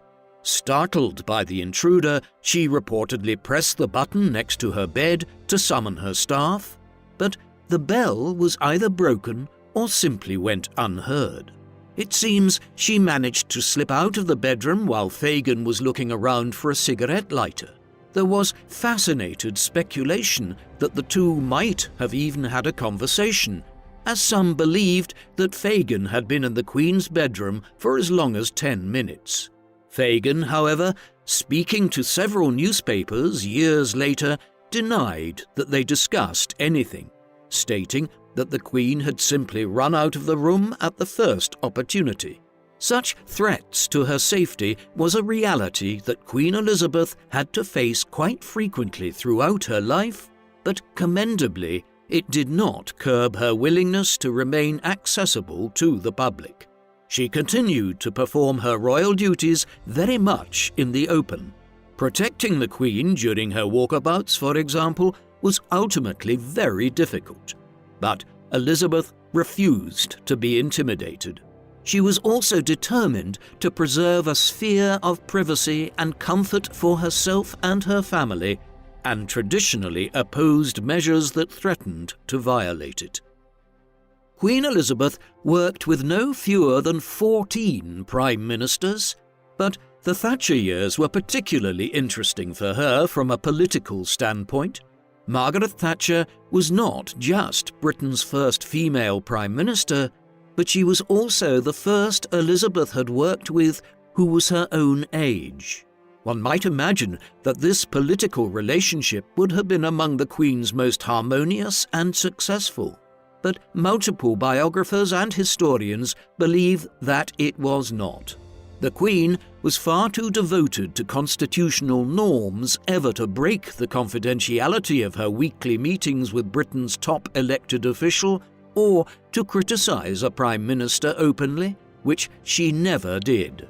Historians speculate that the strongest division between the two women may have emerged over Thatcher's reluctance to approve the recommendation of sanctions against South Africa to encourage abolition of apartheid, to which the Queen was deeply committed. According to former Canadian Prime Minister Brian Mulroney, Queen Elizabeth was highly active behind the scenes in encouraging international support for an end to the oppressive apartheid government in South Africa. Despite the numerous challenges she had hitherto faced as both a mother and a queen, these challenges reached something of a crescendo during the 1990s. A new decade had brought increased criticism of the younger members of the royal family, and the Queen was increasingly satirized in television programs. True to form, she attempted to fight fire with fire by making another documentary film, Elizabeth R., for which she allowed cameras to follow her about for nearly a year while she provided the commentary. The film premiered in 1992, the same year which the Queen once dubbed in a famous speech at London's Guildhall her Annus Horribilis, or Horrible Year. The reasons for her lamenting 1992 are all too well known. The marriages of 3 out of 4 of her children fell apart in 1992, and a disastrous fire at Windsor Castle caused £60 million in damages to her childhood home.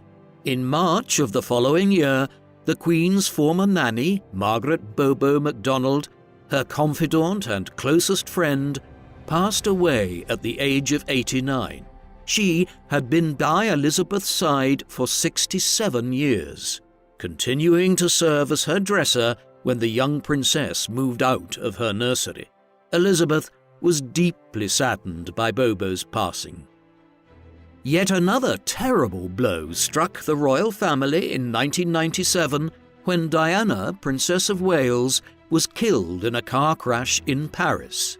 At the time of the accident, Elizabeth and Philip were at Balmoral with Charles and Diana's sons William and Harry, to whom they now had to explain the terrible reality of their mother's death. The nation and many more people around the world mourned Diana's passing. She had been widely popular and much beloved for her philanthropy and empathetic kindness, and an impromptu shrine consisting of thousands of cards, flowers, and tokens of sympathy accumulated in front of Buckingham Palace in the following days. The newspapers began to question why there was no flag flying at half-mast over Buckingham Palace, why the Queen had not addressed the nation, and why the royal family did not seem to be mourning Diana's death with any visibility. There was a fundamental disconnect at work here. What the public wanted was a show of emotion. What the Queen wanted was to protect her devastated grandsons and allow them and the rest of the family to mourn privately. But because Diana's separation from the royal family had been so acrimonious, the Queen understood that something more was required to validate the very genuine public mourning. Elizabeth acquiesced, returning to London and giving a live broadcast the day before Diana's funeral, expressing her admiration for her daughter-in-law and the family's grief at her passing. Public approval of the Queen reached its lowest point in 1997, but soon rebounded significantly. Elizabeth confronted two more terrible losses in 2002. In February, her sister, Margaret, passed away at the age of 71, and the Queen Mother, Elizabeth Bowes-Lyon, died just 1 month later, at the impressive age of 101. Elizabeth was broken-hearted. As a family, she and Margaret and their mother had lost Bertie far too soon, but the three women had remained an exceptionally close family unit for half a century thereafter, one upon which the Queen had always relied for advice and comfort during her many decades as sovereign. During the same year, the Queen celebrated her Golden Jubilee and 50 years on the throne. Even as she mourned her mother and sister, she reaffirmed the vow of service she had made half a century before. "I am driven by my resolve to continue with the support of my family to serve the people of this great nation of ours to the best of my ability, through the changing times ahead." Indeed, times were certainly changing with regard to what was acceptable within the royal family. In 2005, she gave her blessing for Prince Charles to marry his longtime love, Camilla Parker Bowles, who was subsequently made Duchess of Cornwall.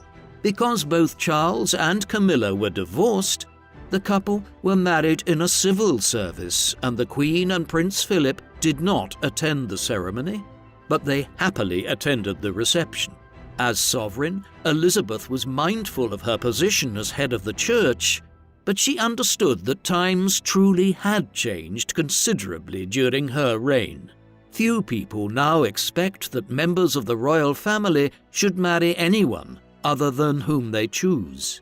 In a move that speaks even more strongly about letting go of the past, before she died, the Queen expressed her wish that the Duchess be given the title of Queen Consort at Prince Charles' coronation.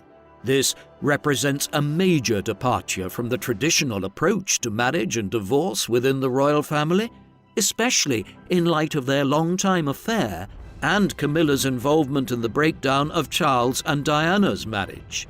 In 2012, the Queen reached the zenith of her popularity, with incredible approval ratings approaching 90%. That year, she became the only British monarch, besides Queen Victoria, to celebrate a Diamond Jubilee. And to a riotous reception, she opened the Olympic Games in London with a very special James Bond-themed performance with Daniel Craig, during which she hilariously appeared to parachute out of a plane into the Olympic Stadium. The royal family has seen a re-emergence of criticism and scrutiny during the last decade, some of it surrounding the departure of Elizabeth's grandson, Prince Harry, and his wife, Meghan Markle, from their royal roles, their seeming estrangement from the royal family, and the much-discussed exclusive interview they gave to Oprah Winfrey in March of 2021. Public attention was also drawn to the royal finances with the release of the Paradise Papers. In 2017, it was reported that a sizable proportion of the Queen's wealth from the Duchy of Lancaster rests in offshore tax havens. Different estimates exist of what Her Majesty's net worth was, but it was generally reckoned to be between £500 million and £600 million. Perhaps most troubling of all to royal supporters and critics alike in more recent years are Prince Andrew's ties to Jeffrey Epstein and Ghislaine Maxwell, and the lawsuit for sexual assault launched against him by Virginia Giuffre, which he settled out of court for an undisclosed sum. In January 2022, just months before her death, the Queen stripped her son Prince Andrew of his military titles, as well as all royal duties and patronages, none of which will be returned. In the announcement, it was added that Andrew would face the lawsuit as a private citizen, without the support of his family. Despite the reoccurrence of scandal and criticism for members of the royal family which grieved the Queen in the last years of her life, she remained highly popular both in the United Kingdom and abroad. People all over the world often wrote to her to express their admiration and to express sympathy for her various family dramas, an example of public understanding which she appreciated. Even at the lowest point of her popularity in 1997, she still had a 70 to 75% approval rating in the UK, as well as in the old dominions of Australia, New Zealand and Canada. These are polling results that must be the envy of elected politicians everywhere, and are quite impressive considering the length of her tenure as Queen. In 2002, opinion was fairly unanimous among the people of the UK and Britain's old dominions. They strongly agreed that the Queen had done a good job as head of state and head of the Commonwealth, but a small majority did not believe that the monarchy would long outlast her. That opinion has not changed much in the last 2 decades, with many people remaining sceptical about the potential success or stability of a monarch other than Queen Elizabeth. Inevitably, the most basic question most people have about the Queen is simply, what was she really like? Philip said that his wife's greatest virtue was her tolerance. He described her as careful, observant, disciplined, and highly moral, but rarely judgmental. Her Majesty's dresser for nearly 30 years, Angela Kelly, wrote of the Queen's courage, kindness, strength, sense of humour and sense of fun. She apparently had a notable talent for putting people at ease and was a master at helping those who were a little overawed in her presence to relax with a little pleasant small talk. Being the fashion icon that she was, the Queen grew to appreciate beautiful clothes as much as anyone, but she was always most comfortable in riding clothes, practical outdoor shoes or boots, and one of her signature headscarves. The photographs and footage in which Elizabeth appeared to be the most excited, animated and happy were when she was spending time with her dogs and horses, riding or watching horse racing. From the late 1960s onwards, Elizabeth enjoyed pursuing a career breeding and racing horses. She also loved spending time with her family. which has continued to grow following her passing to 8 grandchildren and 12 great-grandchildren. But she experienced an increasingly solitary time towards the end of her life, following the death of her husband, Prince Philip, in 2021. Indeed, one of the most poignant images of the Queen in the last years of her reign was her sitting alone in mourning for her dear husband, Prince Philip, due to COVID restrictions that were in force at the time, in the pews at St. George's Chapel in Windsor. Even though that was arguably the very worst moment of her life, considering the esteem and affection she had for him, the Queen always placed duty above her personal needs and, unlike many of Britain's politicians, she led by example during the COVID pandemic. While in the last few years of her life, she passed along the bulk of her royal duties to Charles, Camilla, her grandson William, and his wife Catherine Middleton, Queen Elizabeth still cherished her position and duty as head of state and head of the Commonwealth. She would never have abdicated. "It's a job for life," she once remarked. "It's a question of maturing into something that one's got used to doing and accepting the fact that it's your fate, because I think continuity is very important." Some political commentators today are quick to dismiss the monarchy as outdated, needlessly sentimental, and a waste of resources. But others have argued that few, if any, elected politicians could ever hope to exercise the level of soft power that was at the core of the Queen's influence. Soft power refers to the ability to produce desired outcomes using gentle persuasion rather than compulsion or force. Elizabeth embodied British history. She provided a concrete link to her nation's past in the modern world. Further, the Commonwealth continues to play an important role for those countries that choose to belong to it. The association provides access to numerous resources for the further development and betterment of all member nations, and it is through these international partnerships that the Queen was able to concentrate some of her soft power. Commonwealth countries not only share resources and strategies for development, but also cultural, political, and judicial sensibilities.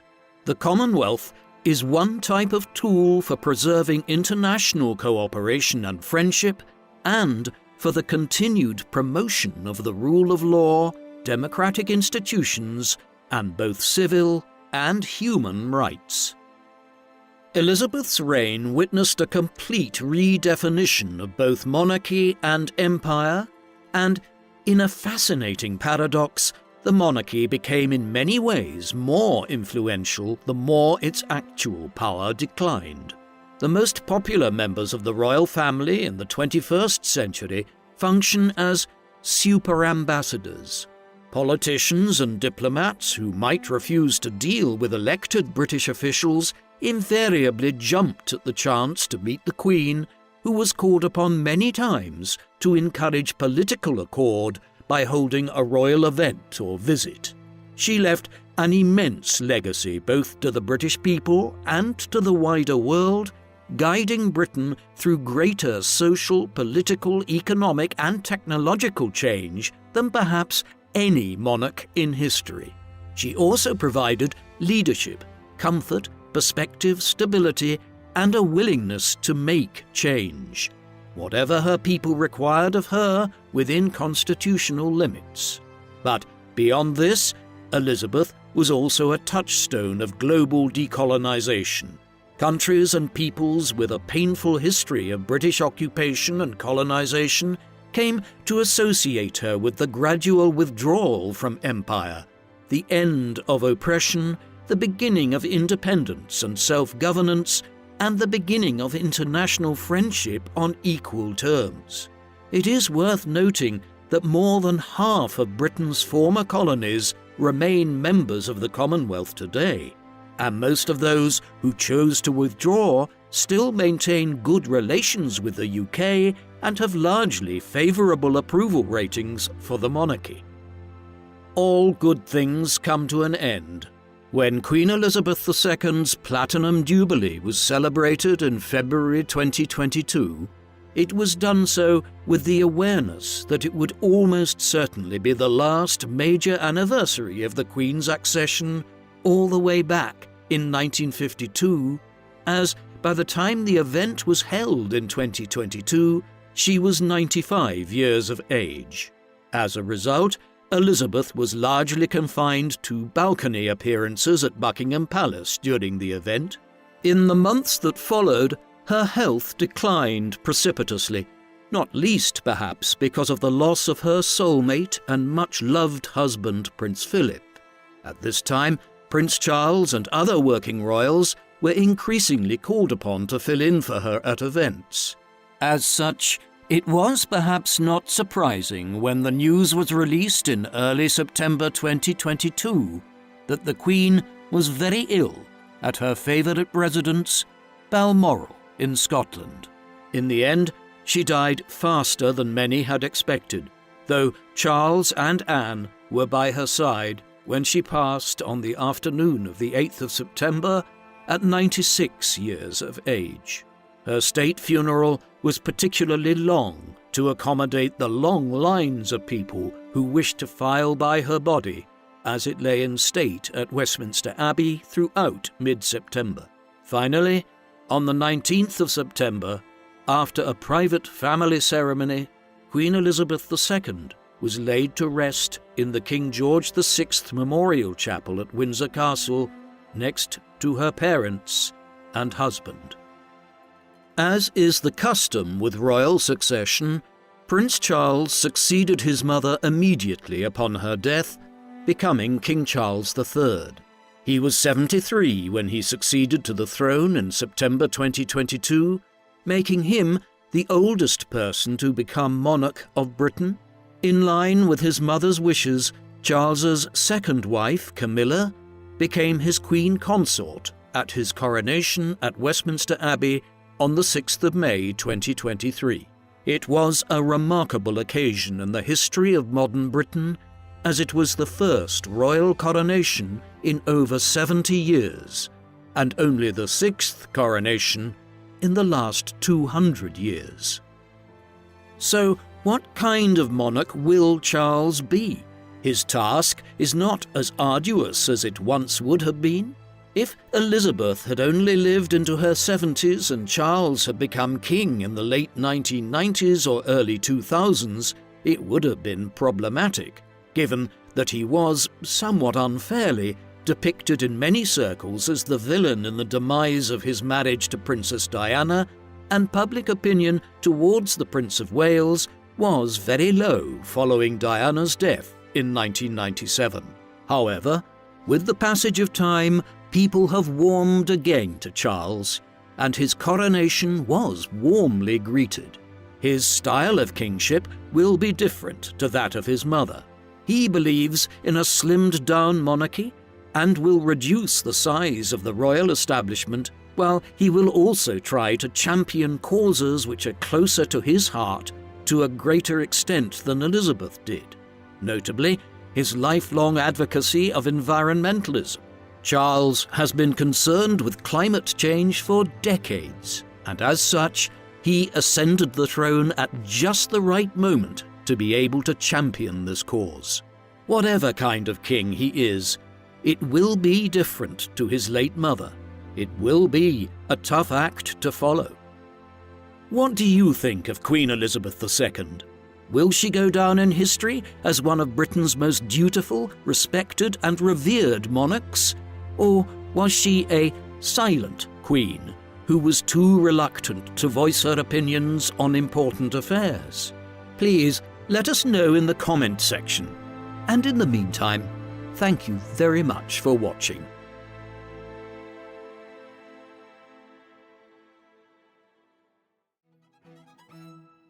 Queen Elizabeth II's path in life was laid out before her by the time she was a teenager. When the Second World War broke out in September 1939, her mother was nearing the end of her 30s, and it was evident that she and King George VI would not be having another child. Without any son, as their eldest daughter, Elizabeth would become Queen of the United Kingdom one day. The same kind of linear life pattern was certainly not present for her future husband. Prince Philip was famously born on a dining room table on the island of Corfu in the summer of 1921. He was the nephew of Constantine I, the King of Greece, though the royal family hailed from Denmark originally. At the moment he was born, Greece was at war with Turkey, a conflict which the Greeks had been winning in the immediate aftermath of the First World War, but which was starting to turn badly against Greece when Philip came into the world in 1921. Soon, his uncle would be forced from the throne, and many members of the royal family left to live in exile. Hence, the man who became the consort of Queen Elizabeth II for nearly 7 full decades was basically a royal without a homeland during his early life. He was of Danish heritage, of Greek birth, and lived in France for a while before finally settling in Britain. Even in Britain, he was never made a king, as his title could not be seen to be superior to that of his wife. His life was that of an immigrant prince, lived between nations. On the 27th of September 1922, King Constantine I of Greece abdicated his throne after Greece had suffered major military reverses in the Greco-Turkish War. In the weeks that followed, parts of the extended Greek royal family headed into exile. Amongst them was Prince Philip of Greece and Denmark, who was an infant at the time. How did this exiled member of the Greek royal family go from a royal crisis in the Mediterranean in 1922 to become the consort of the British monarch, Queen Elizabeth II? This is the story of Prince Philip of Greece and Denmark, the man who became the Duke of Edinburgh.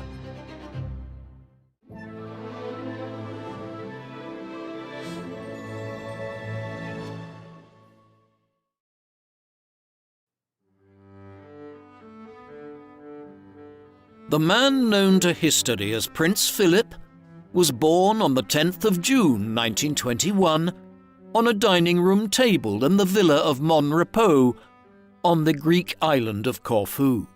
His birth certificate records his birth as the 28th of May 1921, according to the Gregorian calendar. His father was Prince Andrew of Greece and Denmark, who was brother to King Constantine I of Greece, making Philip a nephew of the King of Greece at the time of his birth. However, the family was not Greek.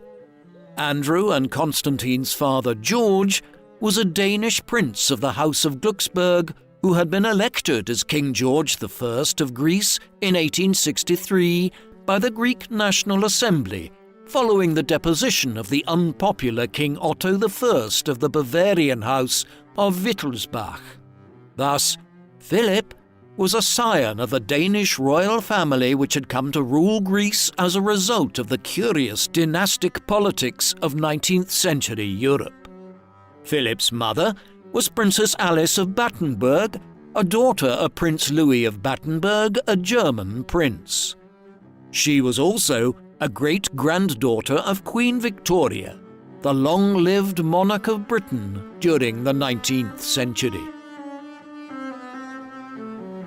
Philip's earliest months involved a trip to the country with which he would become associated throughout most of his life.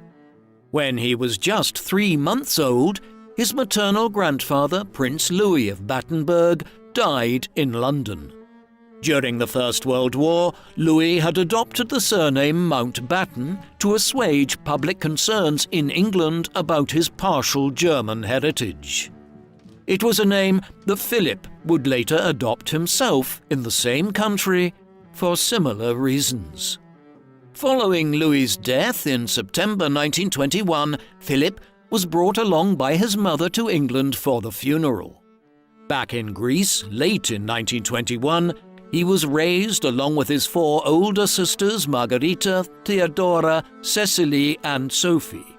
Philip was the only son of the family, and because of his status as Andrew and Alice's only male child, he was born with a distant position in the line of succession to both the Greek and Danish thrones. Philip's early life was impacted by events in the Eastern Mediterranean around the time of his birth. At the end of the First World War, the Ottoman Empire collapsed and Turkey was effectively occupied by Britain and the other victorious powers of the war. A war of independence broke out as Turkish nationalists, who were eventually led by Kemal Atatürk, attempted to establish a new Republic of Turkey. At first, this new state found itself bombarded on all sides as its neighbors sought to capitalize at its expense. These included Greece, which pressed its claim to the coastal region of western Turkey, claiming that this region had been an historical part of Greece going back thousands of years. The country sought to enforce this claim by engaging in a protracted war against the nascent Republic of Turkey. At first, this was highly successful, and Greek forces occupied the regions under dispute, even pressing eastwards towards Ankara. But just weeks after Philip's birth, the Turks went on the offensive after victory at the Battle of Sakarya in central Turkey. This was the beginning of a major reversal of fortunes for the Turks, and by the summer of 1922, Greece was facing a comprehensive military defeat. This had implications for the rule of King Constantine, and by extension Philip and his family. In the face of massive hostility at home in Greece, owing to the defeat by Turkey, King Constantine, Philip's uncle, abdicated on the 27th of September 1922. He headed into exile, while Philip's family soon followed his example. They were rescued from Greece by the British Royal Navy and headed west. It was the beginning of a childhood and early adult life in which Philip was a perpetual exile. As he was only an infant at the time, he had never learned to speak Greek, and Philip stated many years later that he considered himself to be primarily Danish as a member of the House of Glücksburg. Following their exile from Greece in 1922, the family settled in Paris. They had little income and were reliant largely on charity, being provided with a house in the suburb of Saint-Cloud by Andrew's sister-in-law, Princess George of Greece. The family had also been stripped of their Greek citizenship and were now travelling with Danish passports. Exiled, impoverished, and without a place to securely call home, the family's fortunes declined during Philip's early years. By the late 1920s, Andrew and Alice's marriage was disintegrating, and the mental health of Philip's mother had declined considerably. Eventually, she suffered a nervous breakdown and was diagnosed with schizophrenia in 1930. She was sent to a sanatorium in Switzerland, while Andrew devoted himself to authoring a book entitled Towards Disaster, the Greek Army in Asia Minor, in which he attempted to rehabilitate his own reputation as a military commander during the Greco-Turkish War. Thereafter, he went to live in the south of France on board a yacht with his mistress, the self-styled Countess André de Labine. Thus, before Philip was even a teenager, his family had effectively collapsed around him. To ensure some semblance of stability in their young son's life, Philip was sent in 1930 to live with relatives in England. There, he resided with Victoria Mountbatten, his maternal grandmother at Kensington Palace in London, before being sent to the Cheam School in Hampshire, where he completed his elementary schooling by 1933. All four of Philip's sisters married German aristocrats, and Philip himself was sent to attend Schule Schloss Salem in southern Germany in 1933. This was the year that the Nazi Party under Adolf Hitler first came to power in Berlin. The Schule Schloss School was soon forced to close its doors and relocate to Scotland, as its founder, Kurt Hahn, was a Jewish educator who faced persecution in Germany under the Nazis. Philip relocated to Scotland too in 1935, where he began attending Hahn's new school called Gordonston. Philip would remain at Gordonston throughout the mid to late 1930s, and it was an institution which would become closely associated with the royal family for the remainder of the 20th century. While Philip was attending Gordonston in the 1930s, the continent's politics were taking a dark turn. Having seized power in 1933, Hitler and the Nazis began rearming Germany. Then, in 1938, an even more aggressive course was set on when the Nazis annexed Austria into a Greater Germany before beginning to make claims on the large German-speaking Sudetenland region of Czechoslovakia later that year. A policy of appeasement by Britain and France failed to prevent further demands, and by the spring of 1939, Hitler and his associates had effectively taken control of all of Central Europe. Moreover, the Nazis increasingly had an ally in fascist Italy, whose leader, Benito Mussolini, had designs on building up a Mediterranean empire which would include countries such as Philip's homeland of Greece. Finally, in September 1939, Germany invaded Poland. Britain and France declared war on the Nazi regime 2 days later. Philip would soon play a part in the Second World War. He had just joined the Royal Navy College at Dartmouth as a cadet and would serve as a naval officer during the war. This was certainly not nepotism towards a scion of one of Europe's royal houses. Philip finished top of his class at Dartmouth and was then appointed as a midshipman early in 1940. Thereafter, he served briefly in a number of arenas, including a short sojourn in the Indian Ocean, but he was soon pulled back towards his birthplace. The family had been largely rehabilitated in Greece late in 1935, once a successful referendum there to restore the monarchy had passed. Philip's mother, who had recovered from her earlier illnesses and who would go on to play a hero's role in sheltering European Jews from the Nazi regime during the war, had gone back to live in Athens in the late 1930s. Following the invasion of Greece by Germany's ally, Fascist Italy, in the autumn of 1940, Philip was reassigned to the Mediterranean theatre. He fought at the Battle of Kappa-Matapan south of the Peloponnesian Peninsula at the end of March 1941, where the Royal Navy heavily defeated the Italian Regia Marina. His service during this battle, which ensured British control of the routeways between Greece and Crete for some time, was mentioned officially in dispatches by his superior officers. Philip's wartime service continued to take him to different theatres of war in the years that followed.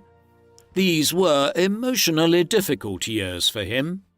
Members of his extended family, notably his sisters' families through marriage, were fighting on the other side of the war. For instance, Philip's brother-in-law, Prince Christoph of Hesse, who was married to Philip's sister Sophie, was a high-ranking member of the German Air Force and a member of the SS, the Nazi paramilitary organization which ran the concentration camp system. Despite these familial complications, there was no doubting Philip's political loyalties. He was made First Lieutenant of the HMS Wallis in the autumn of 1942 and served with merit during the Allied invasion of Sicily in the summer of 1943 to open a southern front against the Axis powers. Thereafter, he was assigned to the Pacific Theatre against the Japanese and was in Tokyo Bay when the Empire of Japan officially surrendered on the 2nd of September 1945, bringing the Second World War to an end. Philip continued his naval career in the aftermath of the war, being posted to the HMS Royal Arthur, a Royal Navy shore base in Wiltshire, as an instructor. However, his life was beginning to move in another trajectory altogether. Back in 1939, when he was a cadet at the Naval Training Academy at Dartmouth and she was just a teenager, Philip had been asked to show his third cousin, Princess Elizabeth, the heir to the British Crown, around the training academy during a royal visit there. Philip and Elizabeth met again on a number of occasions during the war, and they exchanged letters throughout these years. She was evidently smitten, and when the war ended while he was back in Britain, they began to see each other more often. Thus, in the summer of 1946, a few months after his return to Britain from the Pacific, Philip asked King George VI, Elizabeth's father, for his daughter's hand in marriage.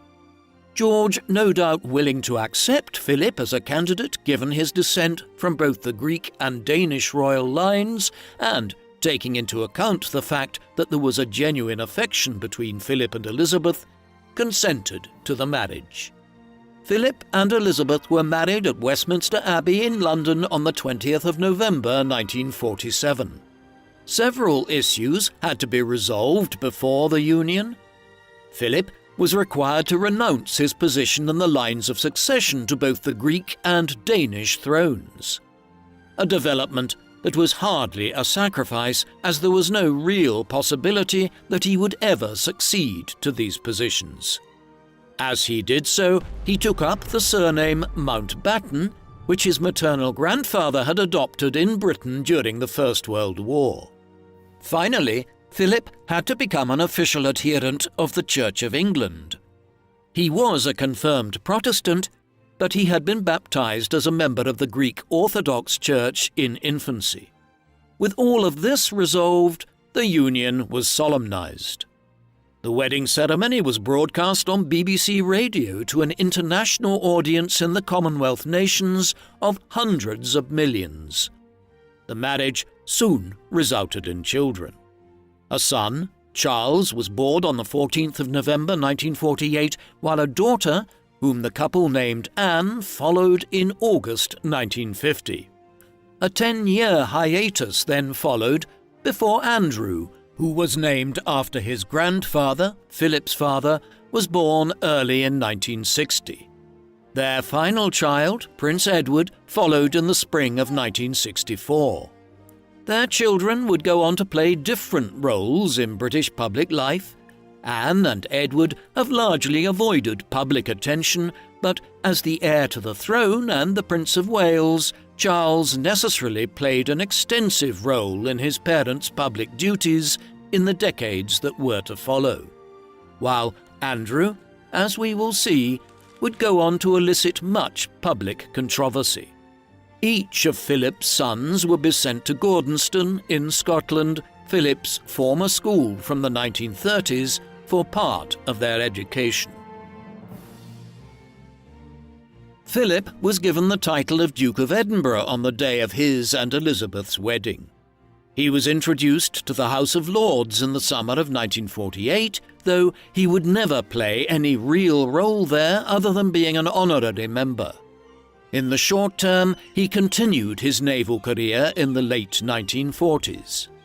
This meant that while he and Elizabeth had taken up residence at Clarence House on the Mall in Westminster in London following their marriage, they were also often abroad, firstly for Elizabeth's duties as heir to the throne, and secondly in Philip's capacity as an officer in the Royal Navy. A lengthy sojourn was spent stationed at Malta in the Mediterranean. Here, Philip was given his most senior posting yet, serving as First Lieutenant of the HMS Chequers, the flagship of the first destroyer flotilla of the Royal Navy in the Mediterranean.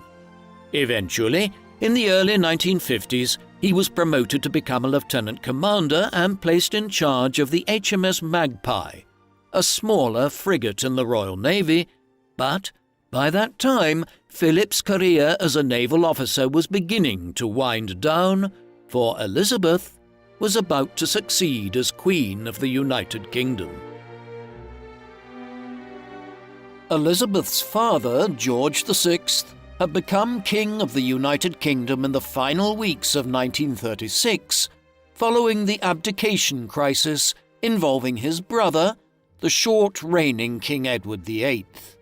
The stress of being king during the Second World War, combined with a lifelong habit of very heavy smoking, had taken its toll on George's health.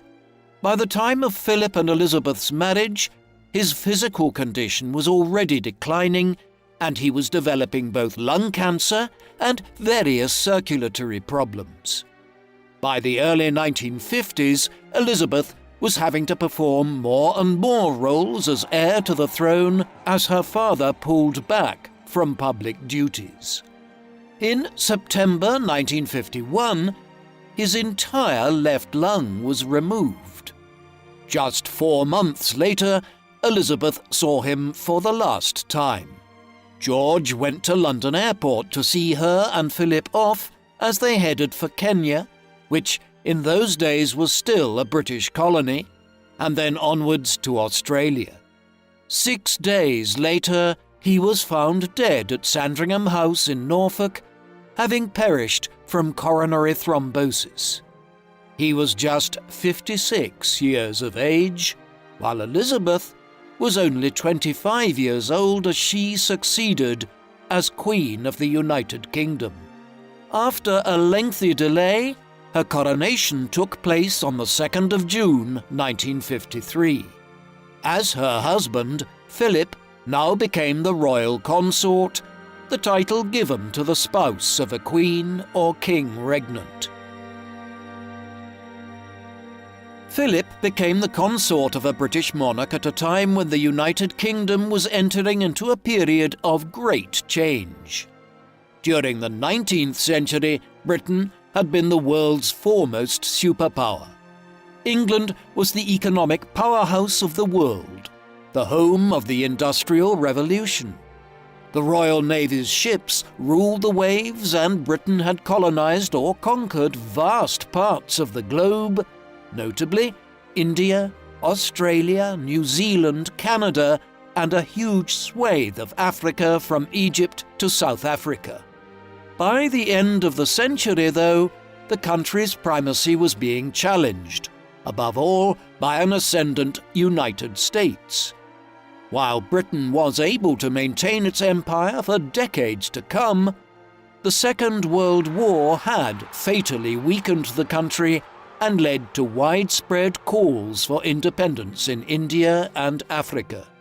Thus, Elizabeth became queen at a time when Britain's place in the world was about to undergo a profound alteration as it handed over the mantle of Western power to the United States, while at home, great social change was in the firmament. It was Elizabeth's role as queen, and Philip's as her husband, to act as the face of Britain in this changing world. Philip's position was challenging in other ways. Britain had nearly always been ruled by kings. Additionally, those few queens who had ruled the country had usually had less than conventional marital situations. For instance, Elizabeth I, who ruled England between 1558 and 1603.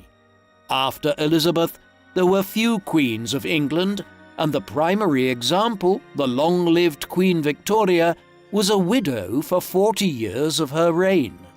As such, there had been few male consorts to British queens, a position which required the monarch's husband to effectively take a back seat in the affairs which dominated their day-to-day lives.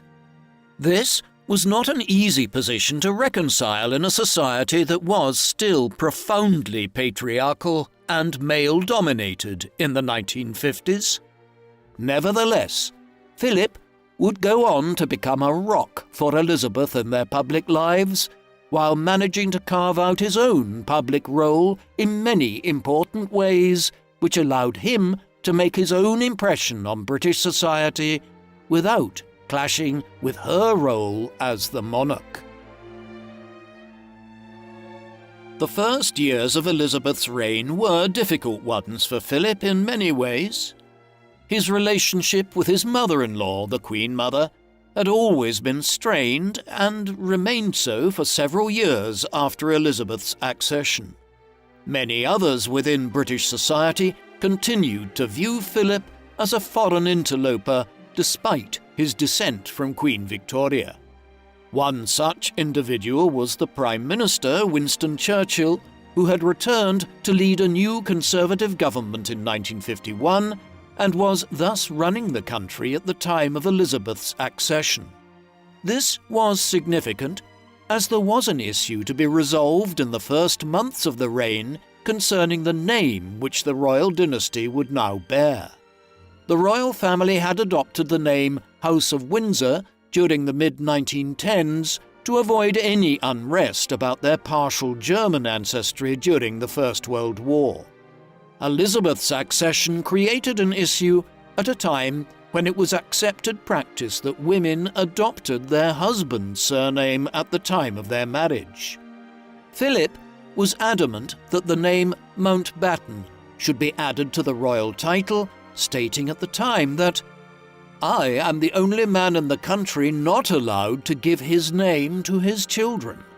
Despite his unease, Elizabeth was convinced by Churchill that the name of the royal family should remain as the House of Windsor, though she later had the British Privy Council amend this in 1960 so that their descendants who did not bear royal titles would carry the surname Mountbatten Windsor. Philip's disappointment was slightly assuaged by the grant of the title of Prince in 1957. Early in the reign, rumours abounded concerning alleged affairs that Philip had had. The prince was a handsome man in his youth and had developed something of a reputation as a flirt in the years before he met Elizabeth.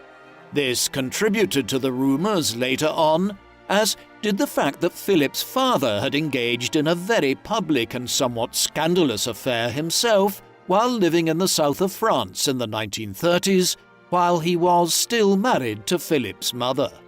Consequently, Philip was repeatedly tied to other women, notably Hélène Corday, an old family friend of Philip's, the actress Anna Massey, and the writer and playwright Daphne du Maurier. There is no credible evidence to substantiate any of these claims, but privately the reports were said to bother Philip.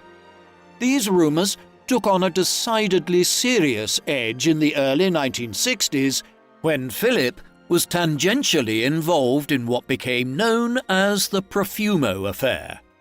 This erupted in 1963 following revelations that John Profumo, the Secretary of State for War in the Conservative government led by Harold Macmillan, had engaged in an extramarital affair with a 19-year-old model by the name of Christine Keeler. There were numerous issues with this. Firstly, Keeler was less than half Profumo's age at the time, but more controversially, she had been suspected of being involved in a relationship at the same time with Captain Evgeny Ivanov, a naval attaché to Britain of the Soviet Union. If this were true, then Profumo's actions had created a national security risk. Philip was implicated in events as he was an acquaintance of Stephen Ward, an osteopath and artist who had introduced Profumo to Keeler in 1961 prior to the commencement of their affair. The controversy was compounded by details of sex parties involving the British political class and nobility, rumours that further sought to bring Philip's name into disrepute, though again there was no substantive basis to the allegations, and eventually parts of the media began dismissing any suggestion of Philip's involvement as nothing more than foul rumours. Philip had a difficult time early in the reign as a result of all of this, but eventually the tide began to turn and his accomplishments and work as consort began to earn plaudits. One of Philip's greatest achievements as consort was the establishment of the Duke of Edinburgh Awards. In 1954, Kurt Hahn, the famed schoolmaster and founder of Gordonston in Scotland, met with Philip in London. Hahn had an idea. He wished for his former pupil to start an awards scheme which would be geared towards rewarding teenagers for completing a series of tasks which would counter what Hahn referred to as the 6 declines of modern youth. These were the decline of fitness, initiative and enterprise, memory and imagination, skill and care, self-discipline, and compassion. Hahn convinced Philip that an award scheme would serve to arrest these declines, and Philip agreed. And so the Duke of Edinburgh Awards were born, run on a pilot basis for the first time in 1956. Philip chaired the committee that offered gold, silver and bronze awards to boys aged between 14 and 18 for various accomplishments in acquiring skills, physical activities, and services to their community of one kind or another. It seems curious looking back from the vantage point of 60-plus years, but the Duke of Edinburgh Awards were initially quite controversial. The Scouts organisation viewed it as a potential threat to a niche which they had dominated, while it was viewed as a piece of English nationalism in Scotland and Wales, and conversely looked at with some paranoia in England, where some people noted that it resembled the Hitler Youth Organization of Nazi Germany. The doubts were soon dispelled. The awards proved so successful that the scheme was extended to teenage girls in 1958, and by the 1960s, it had become a well-regarded national institution. Moreover, in 1980, it was extended again to include young adults up to the age of 24, while in 1988 the awards were extended internationally. Today, 144 nations take part in the awards, and the scheme, which Philip chaired personally for nearly half a century until he stood down in 2001, has led to millions of awards to young people for their accomplishments. Of the approximately 900 charities that Philip aided in some way during his time as consort, surely this ranks as first amongst them. Another very notable aspect of Philip's patronage and advocacy which appeared early in the reign was his commitment to environmental causes.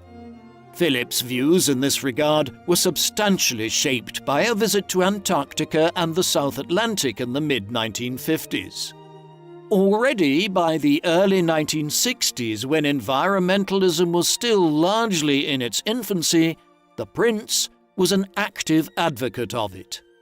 His many speeches about conservation and similar causes from 1962 onwards were brought together into a collection some years later and published as one of Philip's many books. He continued to write on the subject, most notably in Survival or Extinction, A Christian Attitude to the Environment, which was published in 1989 just as the science of climate change was becoming unequivocal. This advocacy of environmental causes often had tangible impacts, notably in the saving of the potteroo, an endangered marsupial that is a close cousin to the kangaroo. This was saved from extinction by Philip's support for granting protected status to a section of bushland in Australia called Two People's Bay back in the 1960s. Moreover, this concern for environmental causes is one Philip passed on to his children, and King Charles in particular has become a vocal conservationist. Throughout the 1960s and 1970s, the range of charitable causes that Philip advocated on behalf of continued to grow, even as he and Elizabeth made almost daily public appearances and toured the world on state visits. A supporter of the arts and an amateur painter himself, he served as a patron of the Royal Society of Arts throughout these decades and would continue to down to 2011. However, it was architecture that was his primary interest in terms of material culture, taking a keen interest in the royal estate and the design of the monarchy's main castles. His interests mixed with horticulture in this respect, and he also oversaw the redesign of the grand gardens at Windsor Castle. At Sandringham House, he became the first person to successfully cultivate black diamond truffles in Britain after nearly 50 years of experimentation to achieve this feat. More broadly, in terms of architectural work in the nation at large, he established the Prince Philip Designers Prize in 1959 to celebrate Britain's architects and designers. Over the years, it provided a platform for some of Britain's most esteemed architects, notably Norman Foster, the man who went on to design the Gherkin, one of London's most recognisable buildings today. While Philip's charitable work and advocacy was doubtlessly significant, one of his most important roles was as a father within the royal family, one where he occupied a fairly traditional patriarchal position, despite Elizabeth's seniority in the country at large. There seems little disputing that his and Elizabeth's only daughter, Anne, was the child of whom Philip was fondest. When interviewed in the 1970s, Philip stated that Anne had inherited most clearly his directness and practicality, with many noting that as she grew older, Anne also inherited her father's often wry sense of humour. Additionally, the pair shared a love of equestrian activities, Philip having been a keen polo player throughout his life and Anne having become an avid horse racer. She was, accordingly, the natural choice to succeed Philip some years later when he stood down as president of the International Equestrian Federation. If Philip and Anne's relationship was known to be a close one, that between the prince and his eldest son, Prince Charles, was sometimes volatile. This came to light in a tangible fashion in a biography of Charles published in 1994, for which Charles provided some of the damning evidence himself. Much of this rested on Philip being a frosty character towards his sons in their earlier years. In particular, it was claimed that the prince was critical of what he perceived as an overly sensitive nature in the heir to the throne. There was a difference of demeanour between the pair, one that Philip himself described in the late 1990s by saying, "He's a romantic and I'm a pragmatist." Yet, despite all of this, there is no doubting that Charles inherited many of his father's interests and concerns. For instance, he has been an even more vocal advocate of environmental and conservationist causes than Philip was. Similarly, their attitudes to architecture, sport, and religion tend to overlap. If there were issues between Philip and Charles over the years, they were greatly exacerbated by the Prince of Wales' tangled love life. In 1977, while dating her sister, Sarah, Prince Charles met Diana Spencer for the first time. She was a member of the British nobility and a relative of Winston Churchill's. By 1980, Charles and Diana, who was still only 19 years of age and Charles's junior by 13 years, were seeing each other. When he introduced her to his parents, the Queen and Philip were suitably impressed.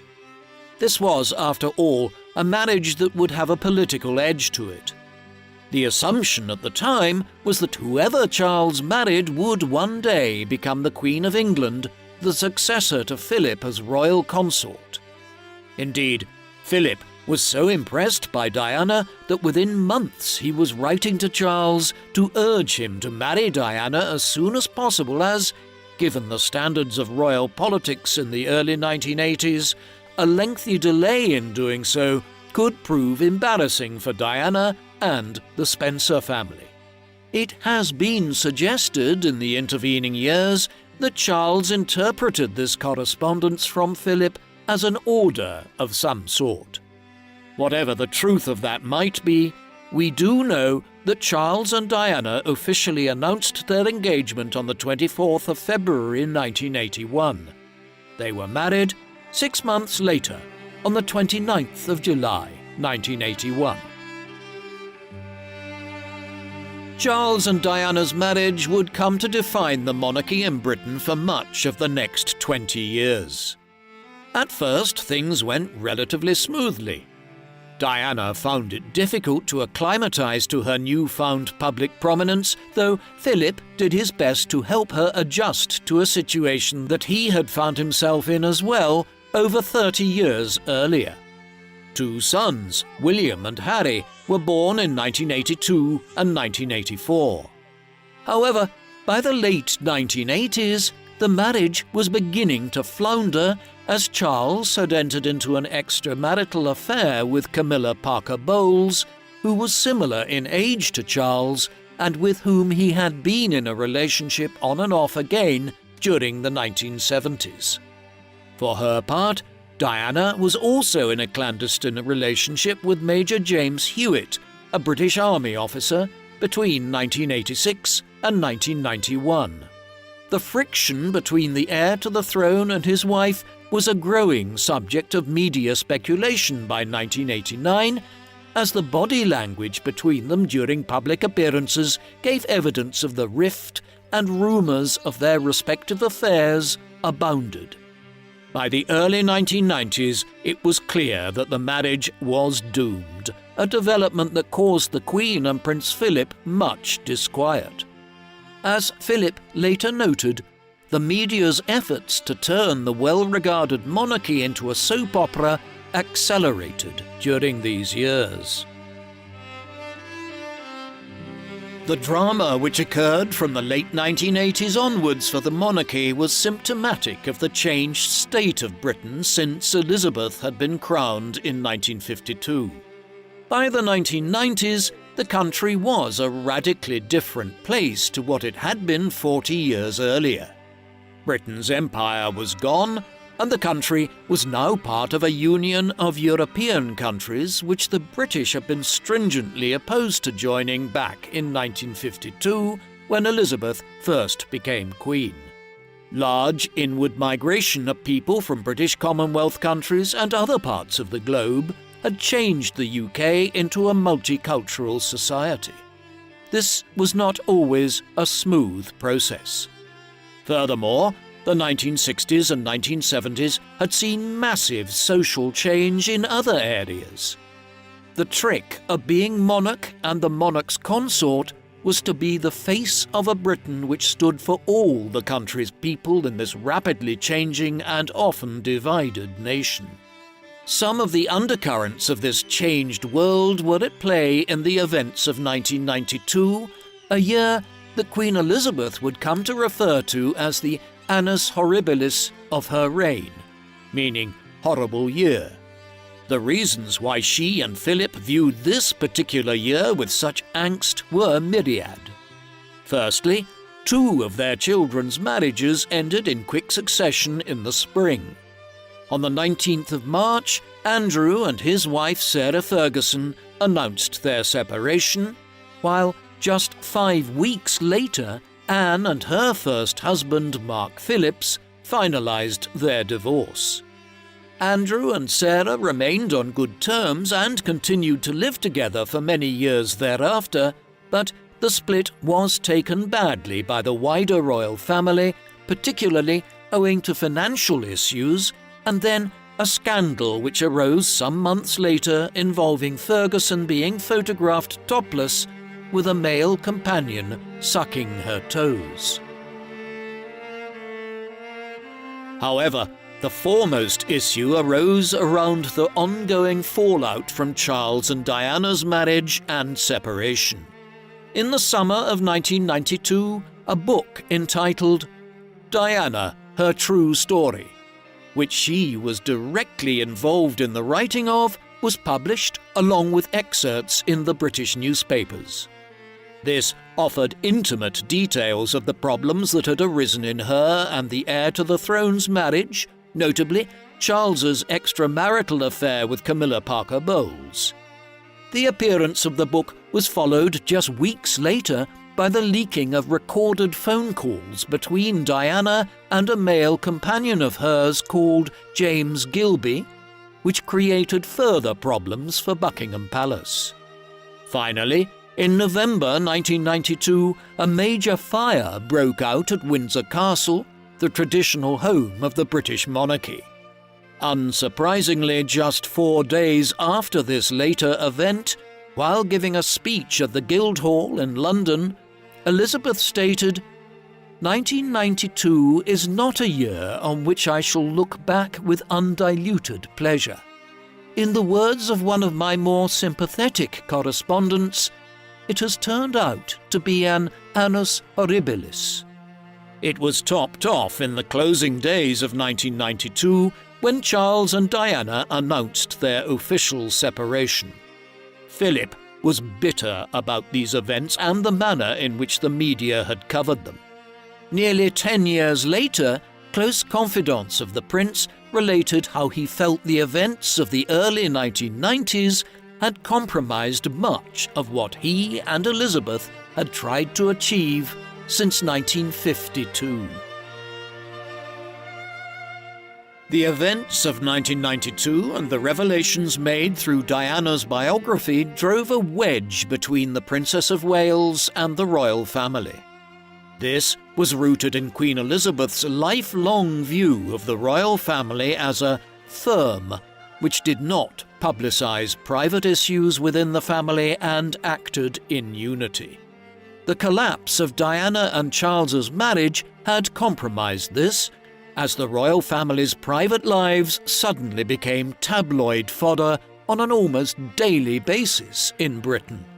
Such was the level of media intrusion throughout these years that Elizabeth's sister, the Princess Margaret, even burned her own correspondence with Diana to avoid any of it falling into the hands of the media.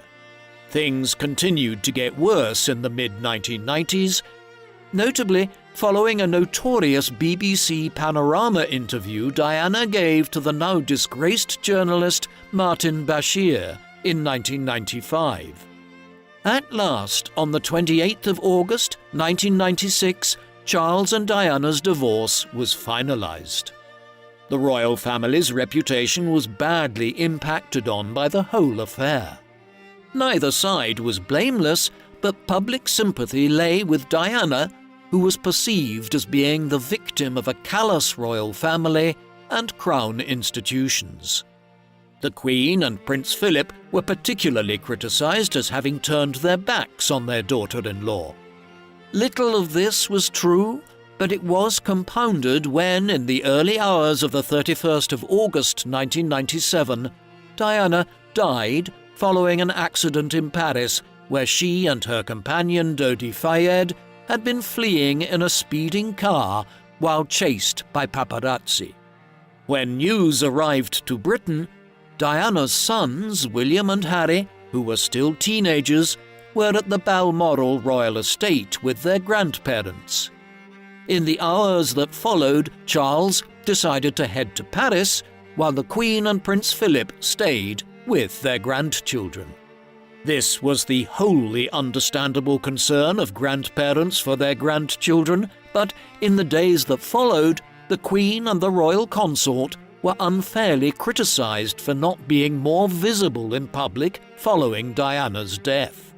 A particularly egregious criticism at the time from the media was that flags at Buckingham Palace were not flying at half-mast to acknowledge Diana's death.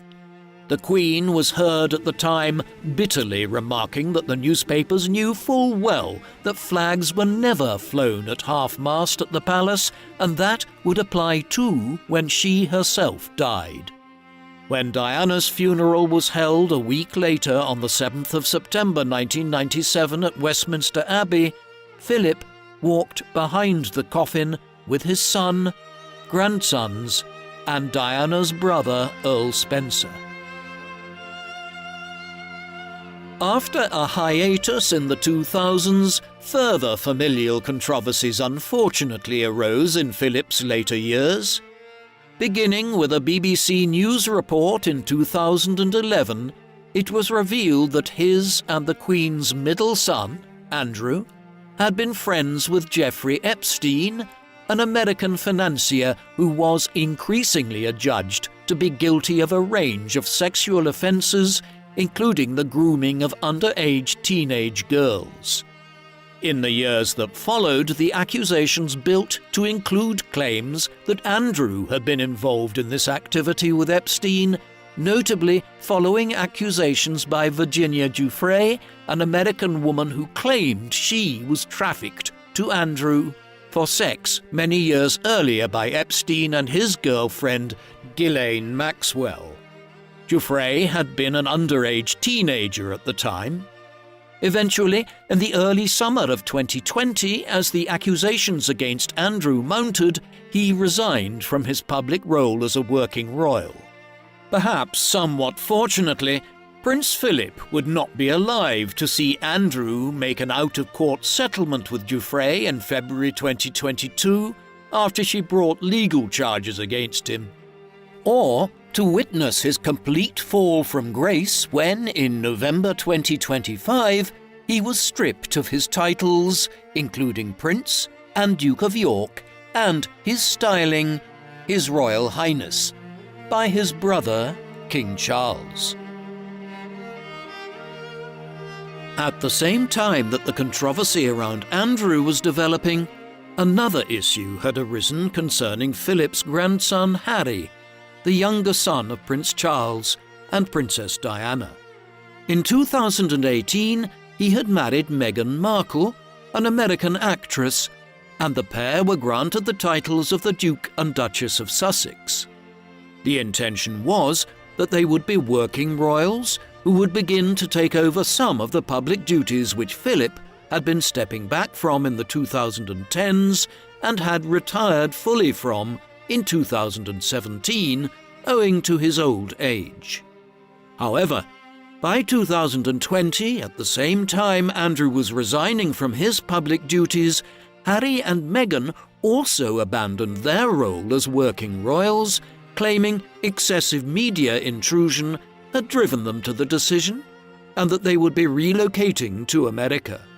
Perhaps one of the saddest aspects of this entire affair was that Harry and Meghan would give a lengthy interview to the American broadcaster Oprah Winfrey early in March 2021, in which they criticised the royal family on a wide range of matters, although Harry's criticisms were primarily reserved for his father and brother, rather than his grandparents.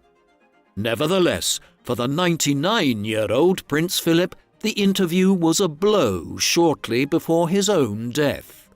He also deemed Harry's decision to proceed with it as madness, given the manner in which the media had at least partly contributed to his mother's death. In the new millennium, Philip began to gradually step back somewhat from his official duties. The prince celebrated his 80th birthday in 2001. A year earlier, he wryly commented in an interview that "bits of me are falling off already." Yet, despite being an octogenarian, he continued throughout the 2000s to play an active role as royal consort. This changed, though, in 2011, when he celebrated his 90th year, as health problems had been inevitably occurring for some time by that point. Just weeks after the milestone birthday in 2011, he was admitted to hospital and treated for cardiac problems. A bladder infection followed in 2012. As a result, Philip incrementally divested himself of the many positions he still held as chair, president, or patron of numerous charities, foundations, and causes, often relinquishing these roles to his children or increasingly to his grandchildren and other members of the extended royal family. Finally, in August 2017, he retired from his royal duties at 96 years of age. By that time, he had completed over 22,000 solo engagements as royal consort over a 64-year period. In March 2020, the spread of the COVID-19 virus, which had emerged in China some months earlier, was officially declared to be a pandemic by the World Health Organization.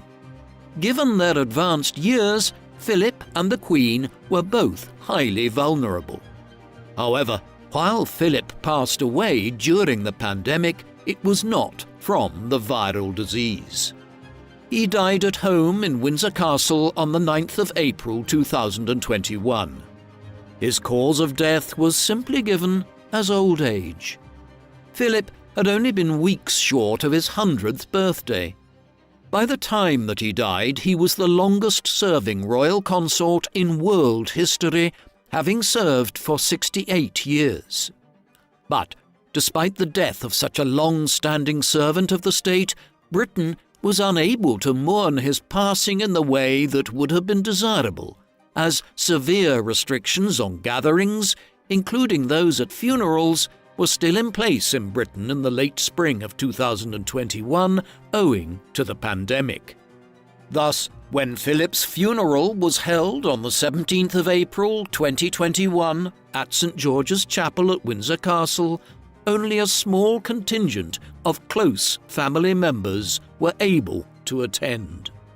This Spartan ceremony was later juxtaposed against the recklessness which prevailed within government at the time, when it subsequently emerged that Boris Johnson's senior civil servants were regularly holding parties at 10 Downing Street, even as Philip's funeral was being arranged. Laying her husband of over 73 years to rest was one of the last major events of Elizabeth's reign. Her health deteriorated swiftly after his passing, and she died a year and a half later on the 8th of September 2022. With this, their eldest son finally succeeded as King Charles III.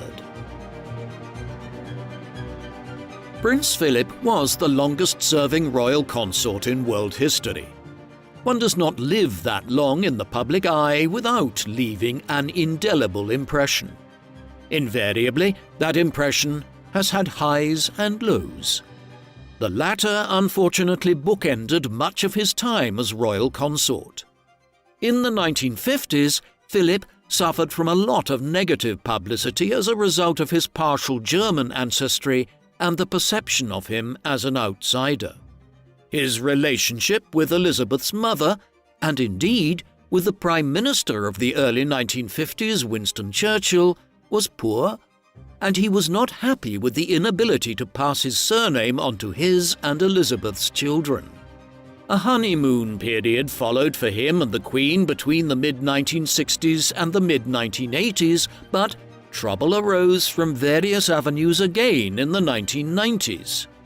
This started with most of their children's marriages ending in divorce, most messily in the case of Charles and Diana. Then, in the final years of his life, the controversy surrounding Andrew's behaviour and Harry and Meghan's split from the royal family created fresh problems. Yet, it would be wrong to focus on the negatives.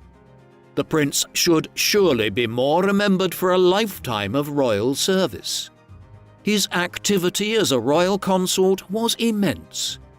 As well as making over 22,000 solo appearances as royal consort, a sum which amounts to just under one appearance per day for every day of the 64 years he actively served as royal consort, he gave nearly 5,500 speeches and travelled with the Queen on every state visit throughout that same period.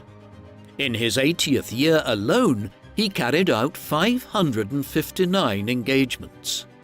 Much of this staggering workload was concerned with highly relevant causes, notably the prince's commitment to environmentalism and conservation.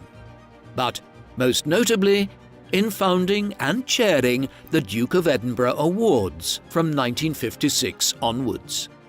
But perhaps Philip's most substantial role was in acting as a rock of support for Queen Elizabeth in a long life of public service. As Philip himself told a biographer, he believed his job was to ensure the Queen can reign. The Queen herself clearly believed Philip had succeeded in this, stating towards the end of his life that he is someone who doesn't take easily to compliments, but he has, quite simply, been my strength and stay all these years. And I, and his whole family, and this and many other countries, owe him a debt greater than he would ever claim, or we shall ever know. Few could have put it better. What do you think of Prince Philip, Duke of Edinburgh? Was he England's greatest royal consort? Or were others, like his mother-in-law, the Queen Mother, more formidable? Please, let us know in the comment section. And in the meantime, thank you very much for watching. Queen Elizabeth II and Prince Philip were born in the 1920s when the world was still recovering from the difficulties created by the First World War and when the even graver horrors of the Second World War still lay ahead. As they grew up, radio was the primary means of mass communication in countries like the United Kingdom, and penicillin was only just being rolled out as an antibiotic.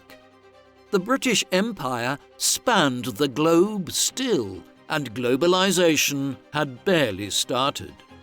When Prince Philip died in 2021, and Elizabeth entered into the last stage of her long life and reign, the world had changed utterly from what it had been when they came into it in the 1920s. People communicated on other sides of the world with the click of a few buttons. The British Empire was no more, and the monarchy's role in the world was completely different to what it had been a century earlier. Where Elizabeth's father, grandfather, and other forebears had acted as the symbols of British power around the world, Elizabeth and her husband had to manage the transition to become a moral institution. They did so despite an array of scandals, very often outside of their direct control, though involving their own children. Their legacy will always be that, despite serving longer cumulatively than any wife and husband did as queen and consort, they are almost universally well regarded. In short, the couple that came together during the difficult years of the Second World War became a remarkably successful queen and consort, even as Britain and the world changed so much around them.